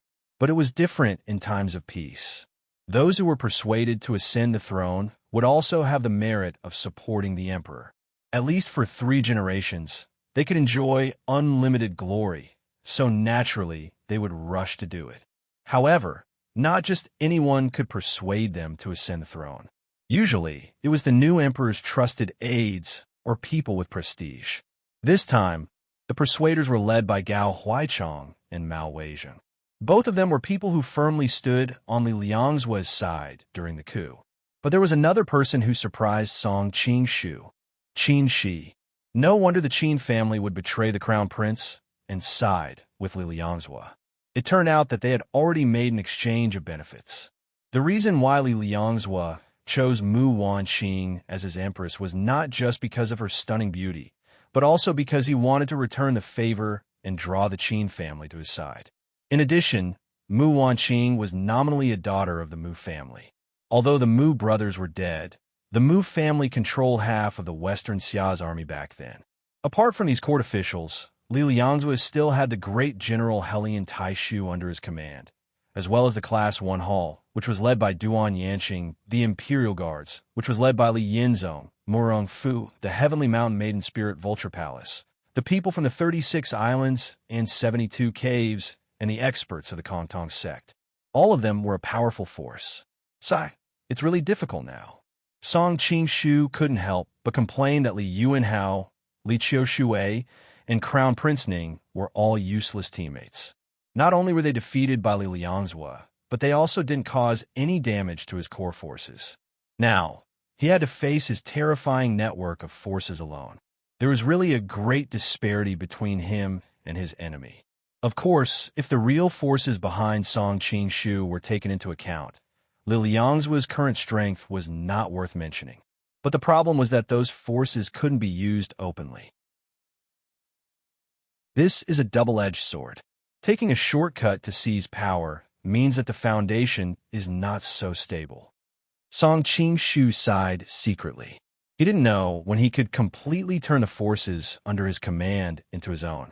After strolling for a while, he came to the vicinity of the Xixia Imperial Palace. An idea came to Song Qing-shu's mind, and he decided to enter the palace to have a look. Last time, he only had time to rescue Li Qiushui. This time, he might as well seize the opportunity to rescue Li Qianshun and Li Qinglu. At that time, he could also make Li Liangzhua suffer a lot. He captured a guard in the Imperial Palace and asked him where the two were imprisoned. Then, he knocked the guard unconscious and rushed to Li Qianshun's place. Although he had a better impression of Menggu, one Li Qianshun was more useful than 10 Li Qinglu in this kind of struggle between the imperial court and the common people. But to his surprise, when he arrived at the place where Li Qianshun was imprisoned, he found that the place was empty. Not to mention Li Qianshun, even the guards were few. Strange. Song Qing-shu knitted his brows and hurried to the place where Li Qinglu was imprisoned. What made him heave a sigh of relief was that the courtyard where Li Qinglu was imprisoned was heavily guarded. It was obvious that she was still imprisoned there. Although there were layers of guards, it was not a problem for Song Qingshu. He quickly found a gap and sneaked in. At this time, Li Qinglu was sitting on the window. Her figure was delicate and graceful. Although her face was covered, one could still sense her distress from her slightly knitted eyebrows. She was gazing into the distance, as if she was yearning for the air outside. Song Qingshu was about to show himself. Suddenly, he felt a jolt in his heart and continued to hide. Before long, Li Qinglu slowly said, "What are you doing here?" At this time, the door was pushed open and Li Yinzong slowly walked in. He waved his hand to the guard behind him and motioned them to leave. "Your Excellency, Li, I'm afraid this is against the rules," several guards said with an embarrassed look on their faces. "Why? Can't I order you?" Li Yinzong snorted coldly. He slammed his palm on the pillar beside him and made a handprint on it. The guards looked at each other in dismay and finally retreated. TSK. I thought you would be a high-ranking official with a generous salary. In the end, you can't even command a few ordinary soldiers." Li Qinglu said sarcastically. Li Yinzong's face darkened. "Princess, you don't need to worry. Why did you ask me to come here?" Li Qinglu smiled slightly. "Originally, I only had a 30% chance of persuading you. But after seeing the situation just now, I am now 100% confident." Song Qingshu's heart moved. It seemed that Li Qinglu had some kind of plan. He just didn't know what it was. "Tell me," Li Yinzong snorted. He was worried that he would be ambushed by a trap. He leaned against the door and didn't enter. Chapter 1772. Song Qingshu, who was hiding in the dark, had a strange look on his face when he heard this. He thought that others might have different answers if they asked this question, but Murong Fu had always dreamed of becoming the emperor. Li Yinzong's heart skipped a beat. He thought that she had found out his secret. He suppressed the turbulence in his heart and said calmly, "Princess, you must be joking." Li Qinglu gave him a deep look and said, "You only need to answer me if you want to or not." Li Yinzong opened his mouth, but he didn't say anything in the end. Li Qinglu smiled confidently and said, "You don't have to answer. I can already see the answer from your expression." Li Yinzong was a little angry that his thoughts were exposed. He said, "Princess, why do you have to deliberately tease me? How can I become the emperor?" "Why not?" Li Qinglu said with hatred. "Now that the former emperor has passed away, the crown prince is dead, and my father has been secretly executed. As long as the truth of King Yi's conspiracy is exposed, you will naturally have the chance to become the emperor." Song Qingshu, who was hiding in the dark, was shocked. Li Qianshun was killed? But on second thought, it was normal. After all, Li Liangzhua would not leave such a direct competitor for the throne. If it were another ambitious person, he would most likely kill him. Li Yinzong said in a deep voice, "You know about it." Li Qinglu sneered and said, "If you don't want people to know about it, don't do it. Isn't it obvious enough that my father's guards have been withdrawn? I think the news of him dying of sudden illness or committing suicide will spread soon." She said all this in a very calm tone, but the more she said so, the more he could feel her hatred. Li Yinzong's expression was a little unnatural. He didn't want to continue talking about Li Qianshan. He coughed and changed the topic. Even if Li Liangzhua is defeated, there are still many princes in Lingzhou City. How can an outsider inherit the throne? As soon as he finished speaking, he regretted it. He felt that he was really crazy. He actually discussed the possibility of inheriting the throne with her. Could it be that his obsession to revive the Yin kingdom had really gone crazy? But Li Qinglu's next words instantly evoked his thoughts. "Who said you are an outsider? What do you mean?" Li Yinzong had a guess in his heart, and his heartbeat quickened. Li Qinglu explained, "I can recruit you as my son-in-law, and you will be a member of the royal family. After defeating Li Lang, it will be inconvenient for a girl like me to inherit the throne. Coincidentally, your surname is also Li, so I can fabricate an identity for you as a distant relative, and it will not be impossible for you to inherit the throne." Li Yinzong's eyes instantly lit up. Although the other party made it sound simple, after careful consideration, he felt that it was indeed feasible. It was even closer to the throne than when he was in Sichuan. However, he didn't let it get to his head. He quickly calmed down. There's no such thing as a free lunch in this world. What do you need me to do? Li Qinglu also stopped smiling. Of course it's to get Li Longzhua off the stage. Li Yinzong laughed. Now that Li Longzhua's forces are powerful, you want me to help you with an empty promise? Are you naive, or am I stupid? Li Qinglu didn't get angry. She continued, Li Longzhua's core forces, Gao Huaichang, and the others are civil officials, so they can be ignored in the chaos. Helian Taishu, Duan Yanqing, and the others surrendered to him midway. Since they surrendered to him for benefits, they can naturally betray him for benefits in the future. The rest are the Kongtong sect and the Vulture Palace. Kongtong sect is nothing to be afraid of, but the Vulture Palace is a bit tricky. Li Yinzong chuckled. Heaven Mountain Tonglau's martial arts is so high that it's rare in the world. Even two of me can't beat her, not to mention that she has so many masters under her command. It's like throwing an egg against a rock to deal with them. Li Qinglu answered calmly. Heaven Mountain Tonglao has a large number of people under her control, but it's a double-edged sword. These people have long been dissatisfied with Heaven Mountain Tonglao using the life and death talisman to control them, so they've always wanted a rebel. What they lack now is an opportunity. Li Yinzong sneered. Heaven Mountain Tonglao's martial arts are so high that those mobs can't do anything even if they're dissatisfied. But what if Heaven Mountain Tonglao's martial arts suddenly isn't good? Li Qinglu suddenly said. Li Yinzong was surprised. What do you mean? Li Qinglu paced slowly as she explained a secret. The kung fu that Heavenly Mountain Tonglao practiced is called the 8 Desolations and 6 Directions Supremacy Kung Fu. Although it's powerful, it has a fatal flaw, which is that it will rejuvenate every 30 years. Isn't it good to regain your youth? Li Yinzong was very surprised. His family had a long history of learning, but he still hadn't heard of this martial arts. However, there was a martial arts that could make people regain their youth in this world. How is it different from magic arts? It's indeed good to regain youth, but what if her martial arts also returned to when she was a girl? Li Qinglu showed a trace of a smile. Originally, the old princess predicted that she would lose her martial arts in the near future. Originally, she planned to find her at the Vulture Palace when she was free. I didn't expect that she would make the first move, but according to the time, she should lose her martial arts in a few days. In the dark, Song Qing-shu was stunned. No wonder Heaven Mountain Tonglao looked so young and even lowly when he saw her last time. It turned out that she already had a sign of losing her martial arts. As long as you seize this opportunity to get rid of Heaven Mountain Tonglao and control the Vulture Palace, Li Longzhua will lose one of his hands.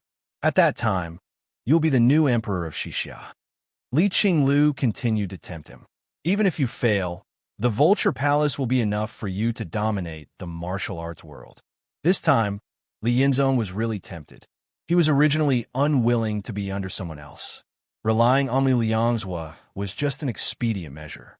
Now that he had the chance to aspire to the throne, the blood in his body began to boil. Noticing his expression, Li Qinglu knew that he had been persuaded.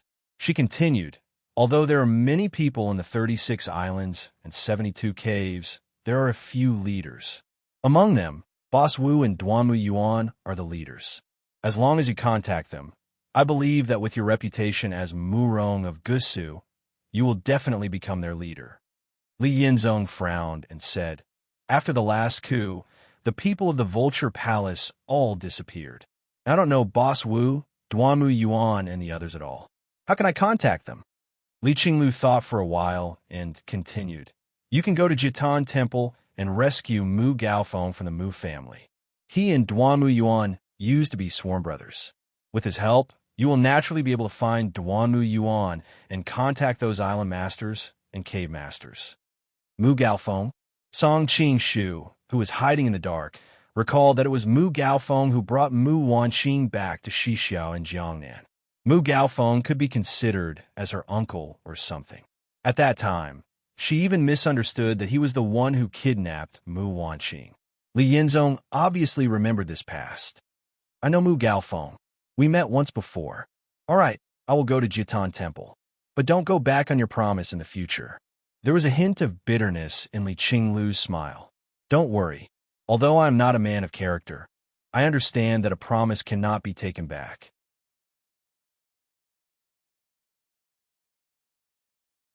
Chapter 1773. Song Qingshu hesitated, but in the end, he didn't show himself to meet Li Qinglu, choosing to follow Li Yinzong instead. After all, Yilu Nanxian, Mu Wanqing, and the others were still at Jiatan Temple.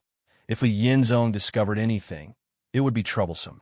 Although Yilu Nanxian's martial arts allowed her to protect herself, he didn't want to take any risks. After Li Yinzong left the palace, he quickly reverted to Murong Fu's appearance.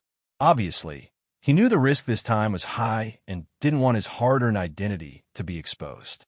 Along the way, he was very careful, sometimes fast, sometimes slow, sometimes circling around to make sure no one noticed him. But for some reason, even though he confirmed several times that there was no one behind him, he couldn't shake the feeling that he was being followed. Far behind him, Song Qingshu secretly frowned. He believed that with Murong Fu's martial arts, he wouldn't be able to discover him in his current state. Yet he seemed to have a feeling that he was being followed. It seemed like the sixth sense was really amazing. After a moment of hesitation, he decided not to follow him anymore to avoid any unforeseen events. Since he knew his destination was Jiatan Temple, he'd just wait for him there. Having made up his mind, he used his Qinggong to rush towards Jiatan Temple. His Qinggong was far superior to Murong Fu's, allowing him to reach his destination ahead of time. First, he briefly explained the situation to Yilu Nanxian and Mu Wanqing. When they heard about Li Qinglu's plan, they were all amazed. She really is a heroine. Yilu Nanxian had fought with her before and originally held some grudges, but now that she was able to think of a way to fight back in this desperate situation, she couldn't help but admire her. Brother Song, what do you plan to do next? Help Li Qinglu or... Mu Wanqing originally wanted to say help Li Qinglu or Li Liangzhua, but when she remembered her engagement, she immediately understood. How could she help Li Liangzhua? Of course I'll help Li Qinglu, but I need to learn from last time's lesson. I can't let Murong Fu take advantage of me. Song Qingshu had a strange look in his eyes. Pulling the two girls over, he roughly explained his plan. After listening, the two girls were surprised. Although it's hard to believe, with your abilities, it's a good plan. The two girls looked at each other and smiled. Although it's hard to believe, with your abilities, it's a good plan. The two girls looked at each other and smiled. Don't worry, we'll take care of ourselves. Song Qingshu nodded and pulled Mu Wanqing along to look for Mu Gaofeng. With her directions, it didn't take them long to find their target. Mu Gaofeng obviously did not expect that his niece would bring a young man to find him. Just as he was about to ask about the other party's identity, Mu Wanqing had already asked a series of questions in rapid succession. Although Mu Gaofeng had a bad reputation in Jianghu, he still doted on his niece. He subconsciously answered her question. I met Duanmu Yuan a few days ago. He said that he had something big planned and invited me to help him. However, before I could leave, something happened to your father and the others, and we've been put under house arrest here. Did you agree on a place to meet? Mu's mother asked. I think it's Lone Dragon Peak, 100 miles west of Lingzhou City. Gao. Mu's mother gave Song Qingshu a look, then pulled Gao Feng to the back garden of Jiatan Temple. Now that she was the future empress, who would dare to stop her? After the two of them left, Song Qingshu quickly took action. He rummaged through Mu Gaofeng's clothes and quickly began to disguise himself. All the steps could be said to be extremely fast. Soon, a brand new Mu Gaofeng appeared in the mirror. Of course, because there was too little time, the completion rate of this disguise could not be compared to before. There were still many flaws, and people familiar with him could easily see that there was a problem. However, Murong Fu and Mu Gaofeng had only met once in a restaurant in Jiangnan, so they were definitely not among the people who could see through it.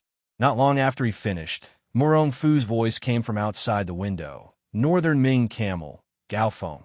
Is Mr. Mu inside? Originally, with his lightness skill, even if he was not as good as Song Qing-shu, the difference would not be so exaggerated. The main reason was that he was too paranoid. After taking a few detours and confirming that there was no one following him, he hurried to Jiatan Temple, giving Song Qing-shu time to prepare. Song Qing-shu coughed twice and imitated Gao Feng's voice, saying, "Which scoundrel is hiding in the shadows?" When Morong Fu heard the word scoundrel, he was secretly angry. However, now that he needed the other party's help, it was not good for him to lose his temper. He could only suppress his temper. "I'm Gusu's Morong Fu. Greetings, Mr. Mu." Huh? Song Qing-shu deliberately pretended to be shocked, but he was secretly laughing in his heart. He walked over and opened the door. "So it really is Prince Murong." Morong Fu was startled. Only then did he remember that the two of them had met once in Jiangnan. He could not help but laugh. Mr. Mu is still as graceful as ever. Song Qing-shu imitated Gao Feng's voice and laughed. "Prince Murong, you are talking nonsense. How can an old hunchback like me be graceful?" This was also what made him the most depressed. Normally, there would be a problem with changing one's appearance. However, this was not a problem for him. With his current skills, he could learn any bone-shrinking skill without a teacher. However, in the past, there was not much difference. Unlike Gao Feng, who was short and hunchbacked, it was really difficult to learn. Even if he tried his best to change his body shape, it was difficult for him to be as thin as Gao Feng. He could only deliberately bend his waist and stuff a small basin on his back to act like a hunchback. Only then could he barely conform to the other's physiological characteristics. However, it was extremely uncomfortable to keep his back bent like this. "I wonder why Prince Morong is looking for me?" Song Qing-shu asked, even though he already knew the answer. Morong Fu originally thought that this Mu Gaofeng was too ignorant. Even though he was a prisoner, he still dared to be so rude to him. Now that he heard Mu Gaofeng ask about the main topic, he did not have the time to be angry. He roughly explained the purpose of his visit. Song Qing-shu hurriedly waved his hand and said, No, Tianshan Tonglau's martial arts are unfathomable. She never needs to use a second move to kill people. Are you tired of living to get involved in this mess?" He was worried that Murong Fu would notice something wrong, so he deliberately declined. Murong Fu hurriedly said, "Tianshan Tonglao is no longer the Tonglao she used to be. The martial arts she practices will rejuvenate every 30 years. Each time, her martial arts will dissipate. This is when she is at her weakest." "Really?" Song Qing-shu pretended to be overjoyed. Murong Fu snorted and said, "My Murong family is somewhat famous in the martial arts world. If we want to pay her back in her own coin, we must first be well-versed in all kinds of martial arts. Naturally, we know the flaws of her martial arts." Although he said so, he was a little embarrassed in his heart. After all, he had never heard of the 8 Desolations and 6 Directions martial arts. Perhaps only Cousin Wang would know. Naturally, Song Qing-shu knew that he was boasting, but he cooperated and said, "I naturally trust the Murong family's golden name." No wonder Duanmu Yuan mentioned that he was planning something big. "Oh, really?" Murong Fu was overjoyed. Song Qing-shu nodded and said, "He also invited me to a certain place to help. Unfortunately, when I was about to leave, the Mu family was in trouble."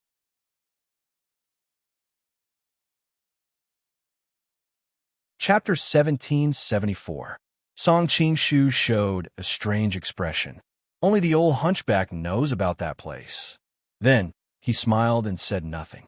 Murong Fu naturally understood what he meant and immediately said, "Don't worry, Mr. Mu. I'm here to save you from Jiatan Temple.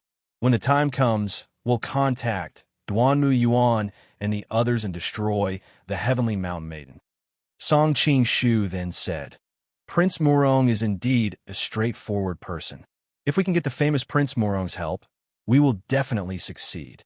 When the time comes, the masters of the 36 islands and 72 grottos will definitely remember Mr. Mu's great kindness. If there's anything you need in the future, we will definitely go through fire and water to help you." This just happened to scratch Murong Fu's itch. He did so much for the sake of reviving his country in the future. Although there were good and bad people in the 36 islands and 72 grottos, there were still a lot of people with special abilities.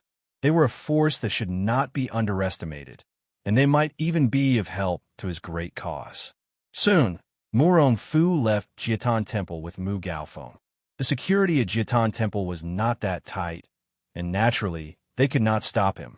After leaving Jiatan Temple, Murong Fu could not help but ask, "Where should we go next? Let's get out of Lingzhou City first." Song Qingshu thought to himself.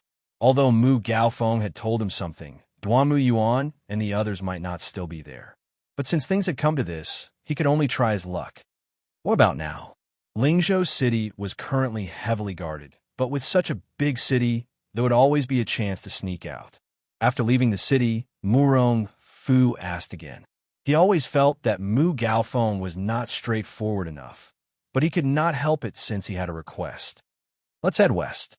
Lone Dragon Peak is about 100 miles away. Song Qingshu did not test Murong Fu's patience anymore, lest they had a conflict and waste time. Murong Fu nodded. He had been lurking in Class 1 Hall of Western Xia for many years, and he was quite familiar with the surrounding terrain. He knew that Lone Dragon Peak was a rather dangerous place, and it was the most suitable place for people to kill and steal. Western Xia's Lingzhou was a horse-producing area, and as long as they did not buy it on a large scale and send it to the Southern Song Dynasty, no one would care. The two easily bought 2 fine horses and headed west. Several hours later, the curtain of night fell. The two of them found that the mountain path had become more and more rugged. So, they left the horses behind and switched to walking on foot. Both of them were experts in Jianghu, so it was not a problem for them. However, they noticed that the weeds on both sides of the path were growing longer as they walked. Song Qingshu frowned and said, "I'm afraid we've taken the wrong path. The turn ahead is most likely incorrect." He was not familiar with Xixia's territory, so he had no confidence in his heart. Murong Fu also frowned.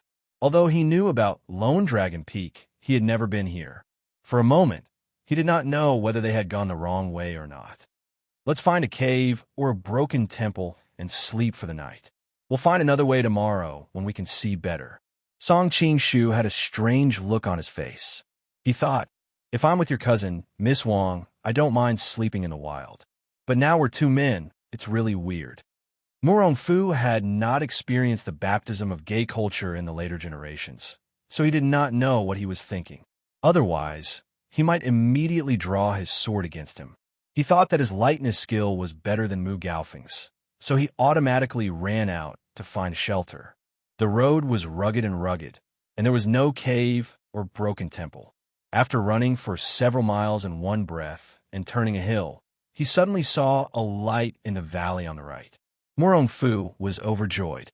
He turned around and shouted, "Mr. Mu, there's a house here." Hearing his voice, Song Qingshu rushed over. He looked from a distance and said, "Unexpectedly, there's a house in this desolate area. I'm afraid they're not good people." Murong Fu laughed aloud. "Mr. Mu is worrying too much. It looks like they're just a hunter or a farmer. Besides, with our martial arts skills, we don't need to be afraid of anything." His words were deliberately trying to put gold on Mu Gaofeng's face. Although Mu Gaofeng was known as the bright camel of the northern frontier, his martial arts skill could only be considered second-rate in Jianghu. How could he be compared to their Murong family? Naturally, Song Qingshu understood his intention. While exchanging some pleasantries with him, he walked briskly toward the light. The light was quite far away. Even after walking for a while, it was still flickering. They could not see the house clearly. Murong Fu frowned and said, "This light is a bit strange." Actually, Song Qingshu had already seen what was going on. Just in time, he said, "Hold on, Prince Murong. Look, it's a green light." Murong Fu focused his gaze and saw that the light was emitting a green glow. It was different from the usual dark red or dusky yellow lights. He quickened his pace and walked another mile towards the green light. He could see it even more clearly. Instead of being surprised, he said happily, Could it be that this is the gathering place for the people of the 36 islands and 72 caves? Suddenly, a faint voice flew over. Who is this little b asterisk starred? How do he know that we are gathering here? Could it be that the news was leaked? The voice fluctuated between high and low, intermittent and continuous. It was extremely uncomfortable when it entered one's ears, but every word could be heard clearly. However, at this moment, his tone was filled with fear. Morong Fu grunted. He came a hurry, and before he could even see the person in question, he was called a little b asterisk starred by some random cat or dog. Naturally, he was a bit angry. From a voice, he could tell that the person who spoke was not weak in terms of internal energy. However, it was not necessarily first-rate martial arts. The purpose of this trip was to subdue the people of the 36 islands and 72 caves for his own use. If it did not show them what he was capable of, how would these people who lived on the edge of a knife be willing to listen to him? Thus, he exhaled and shouted, "Little b asterisk starred, who are you talking about?" Although he did not know the lion's roar, his voice was mixed with an extremely high level of internal energy. His voice shook the valley. Everyone's ears were ringing loudly, and then they heard a miserable cry, "Ah!" coming from the green light.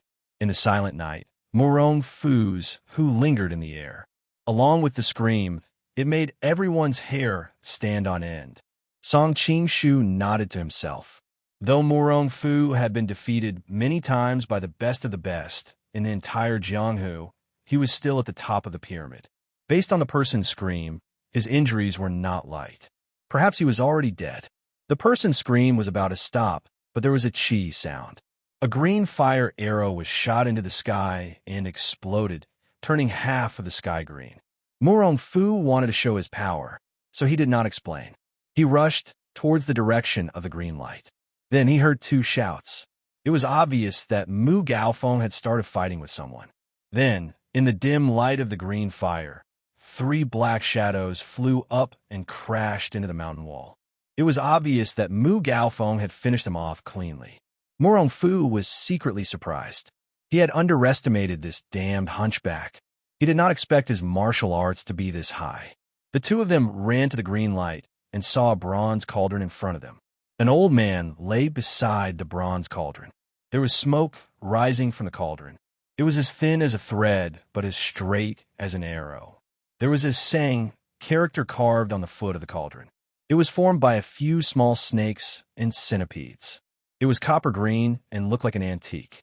Song Qing-shu said, "It's the Sang Tu Gong of Western Chuan's Jade Phosphor Cave." Morong Fu looked at him in surprise.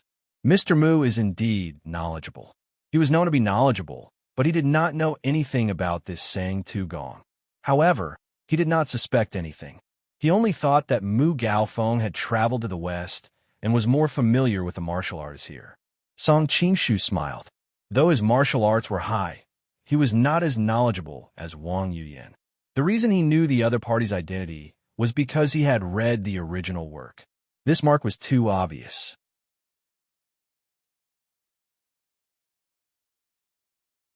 Chapter 1775. Morong Fu flicked his sleeve and borrowed the force of the attack.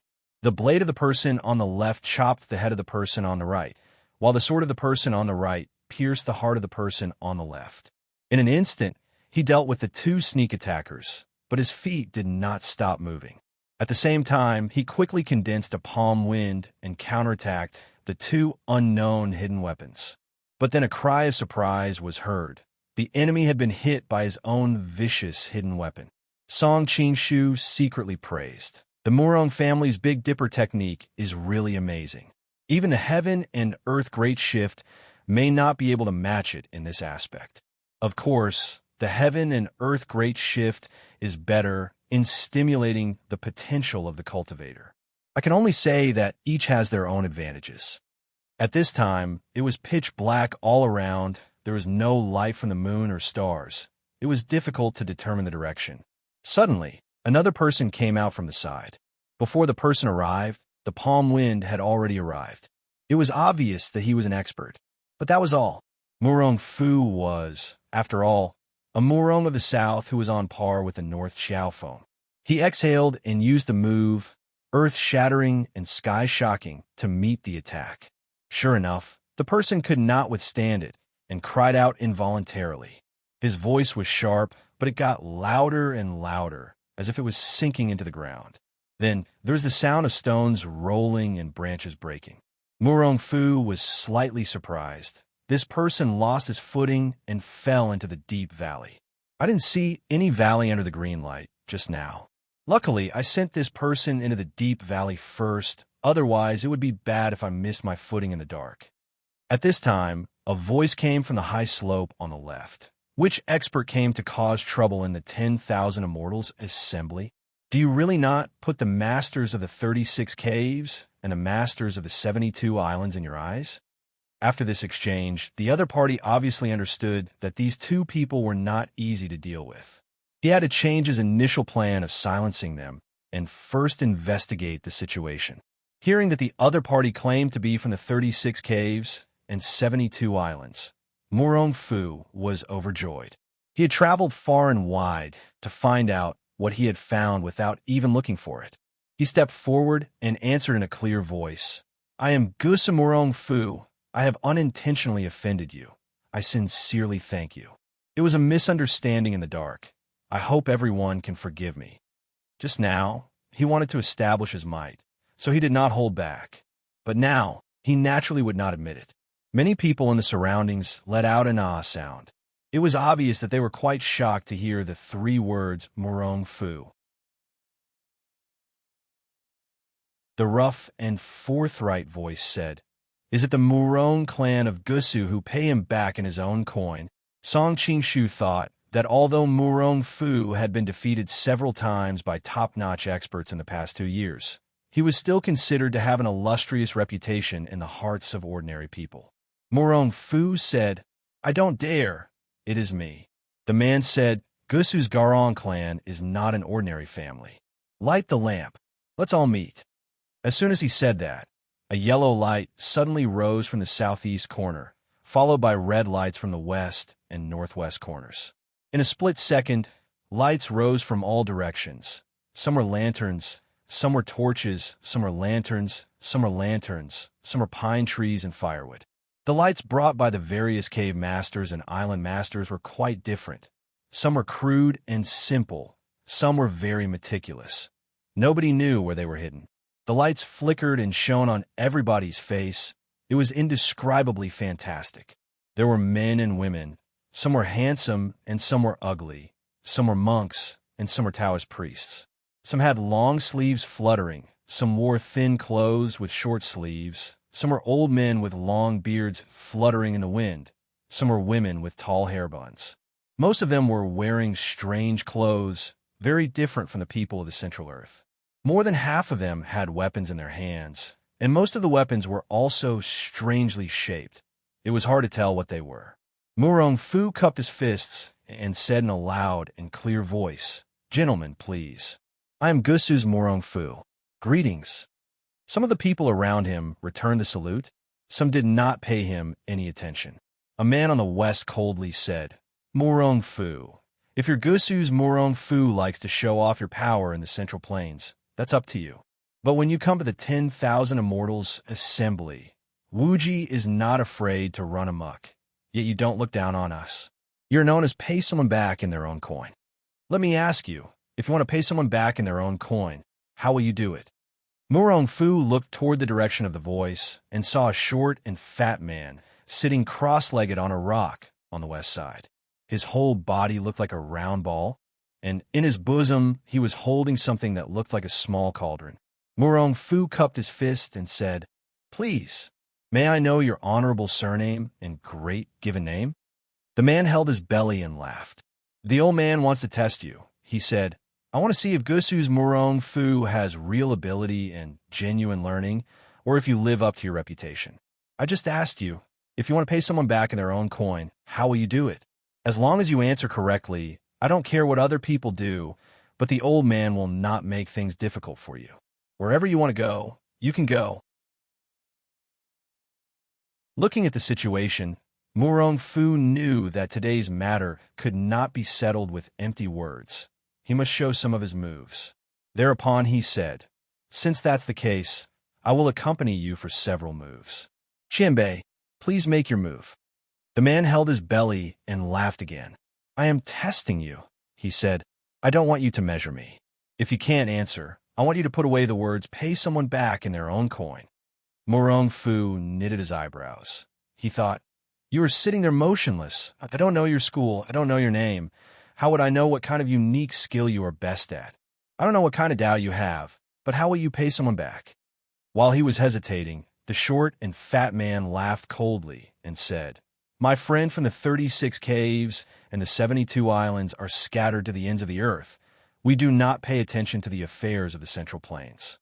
When there are no fierce tigers in the mountains, the monkey calls itself the king.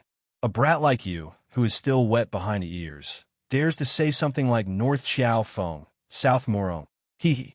How funny, how funny, how shameless. Let me tell you, if you want to escape today, it is not difficult. You and that damned hunchback cow to every cave master of the 36 caves and every island master of the 72 islands 10 times, a total of 1,080 times, then we will let the two of you go." Song Qingshu frowned when he heard this. He was originally sitting on the sidelines, but he did not expect the other party to bring him along. To be honest, with his current status, he could not be bothered to get entangled with these second- or third-rate people. So he directly said, "Sang Tu Gong, you are obviously planning to deal with a strong enemy here, but you chose to provoke the illustrious Prince Morong at this time. Are you stupid?" His eyes were sharp, and he had already seen the word "sang" carved on the small cauldron in his arms. The pattern on it was almost the same as the copper cauldron from earlier, so it was easy for him to guess his identity. Of course, the cauldron in his arms was very small, and the words and patterns on it were even smaller. In addition, there was only a weak firelight, and with such a long distance between them, even Morong Fu could not see it clearly. Only Song Qingshu had the ability to do so. However, as soon as he said this, the people who were watching the show immediately burst into an uproar, and all of their faces turned ashen. "It's over. The matter has indeed been exposed." Sang Tu Gong's expression also changed greatly, and he immediately turned the small cauldron in his arms. Morong Fu immediately heard a few slight and unusual sounds mixed with the sound of the wind, and it was almost indiscernible. He also reacted very quickly, and his sleeves danced, creating a strong wind as he counterattacked. Silver light flashed, and thousands of small needles that were like cow hair shot out from all directions. With Song Qingshu's current martial arts skill, naturally he was not afraid of these cow hair needles, and without batting an eyelid, he neutralized the poisonous needles. However, the people around him were not so lucky, and one after another they shouted, "Io, not good. I've been hit by the poisonous needles. This vicious hidden weapon, his granny. Io, how did it hit lousy?" The people around him were shouting, "Io, quickly get the antidote. This is the Jade Phosphorus Cave's cow hair needles. It can seal the throat and attack the heart in 2 hours. It is the most formidable." Sang Tu Gong, that stinky thief, where is he? Where is he? Quickly drag him out and get the antidote.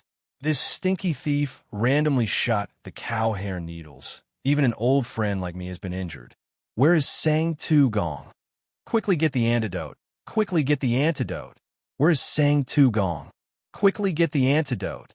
Shouts were heard everywhere. Some of the people who were hit by the poisonous needles were jumping around in confusion. Some were hugging a tree and screaming. Obviously, the poison on the cow hair needles was very strong. It made the people who were hit feel an unbearable itch.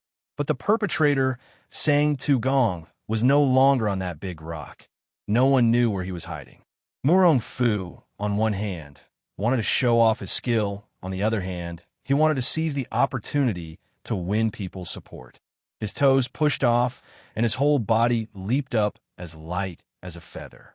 Although there were no stars or moon in the sky, the lanterns and torches all around were shining brightly. Seeing Morong Fu gliding freely in the air, everybody was amazed. Amidst the miserable shouts and curses, there was a burst of thunderous applause, covering up the mournful and ear-piercing screams. Murong Fu's sharp eyes swept the whole scene. His left foot pushed against a tree trunk in the air, and he leaped to the right. Earlier, when he leaped up, he was as light as a feather. His momentum was slow, but this time he was as fast as an eagle. A gust of strong wind swept past as his feet stepped on a piece of rock. Everybody was somewhat puzzled as to why he stepped on a rock, but suddenly they saw that the rock was rolling on the ground. Its movement was swift and agile, just like a ball rolling on the ground. Unexpectedly, it was Sang Tu Gong in disguise. His name had the character Tu in it. Naturally, he was an expert in escaping through the earth. In addition to that, his clothes were unique, wrapped together to look like a rock.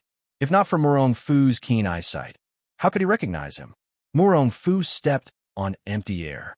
Bang! His palm struck the opponent's back. The dwarf was just about to stand up when he was struck by the palm and fell down to the ground again. He stood up shakily, swayed several times, and then his knees went soft and he sat down on the ground. The dozen or so people around him called out, saying, "Tu Gong, get the antidote, get the antidote." They swarmed toward him. Don't kill me, I'll just get the antidote." After witnessing Murong Fu's martial arts, Sang Tu Gong realized that he was a frog at the bottom of a well, and he no longer had the arrogance he had before. Murong Fu originally wanted to establish his power, and he didn't intend to kill anyone. Hearing this, he sealed his Chi acupoint and sealed his internal energy to prevent him from escaping. Then he said, "Then I'll have to trouble Cave Master Sang to cure everyone's poison." Just a moment ago, both sides were fighting to the death, but now seeing that he didn't hold grudges and took the initiative to cure Sang Tu Gong, the poison people couldn't help but have a good impression of him. Yes. Prince Murong's martial arts are truly divine. Sang Tu Gong was afraid that he would have a murderous intent, so while flattering him, he took out a magnet and sucked out the oxhair needles from everyone's body. At the same time, he took out the antidote and let everyone apply it on their wounds. Seeing that the time was right, Murong Fu took the opportunity to speak his mind. "To tell you the truth, I've come here today because I was invited by Mr. Mu Gaofeng. I've come to assist everyone in dealing with their archenemy." Upon hearing him mention his archenemy, the group of fiendish island masters and cave masters revealed expressions of terror. Northern Ming Camel Gaofeng, some of them had heard of his name. "How did you know about this?" Song Qingshu smiled and stepped forward to answer. "Actually, I was also invited by my good friend Cave Master Duanmu of the Scarlet Flame Cave on Hainan Island's Mount Wuji. I've come to assist everyone." You're tuning in to the Warrior Lore YouTube channel. Don't forget to subscribe and join us on this journey to catch the most captivating stories.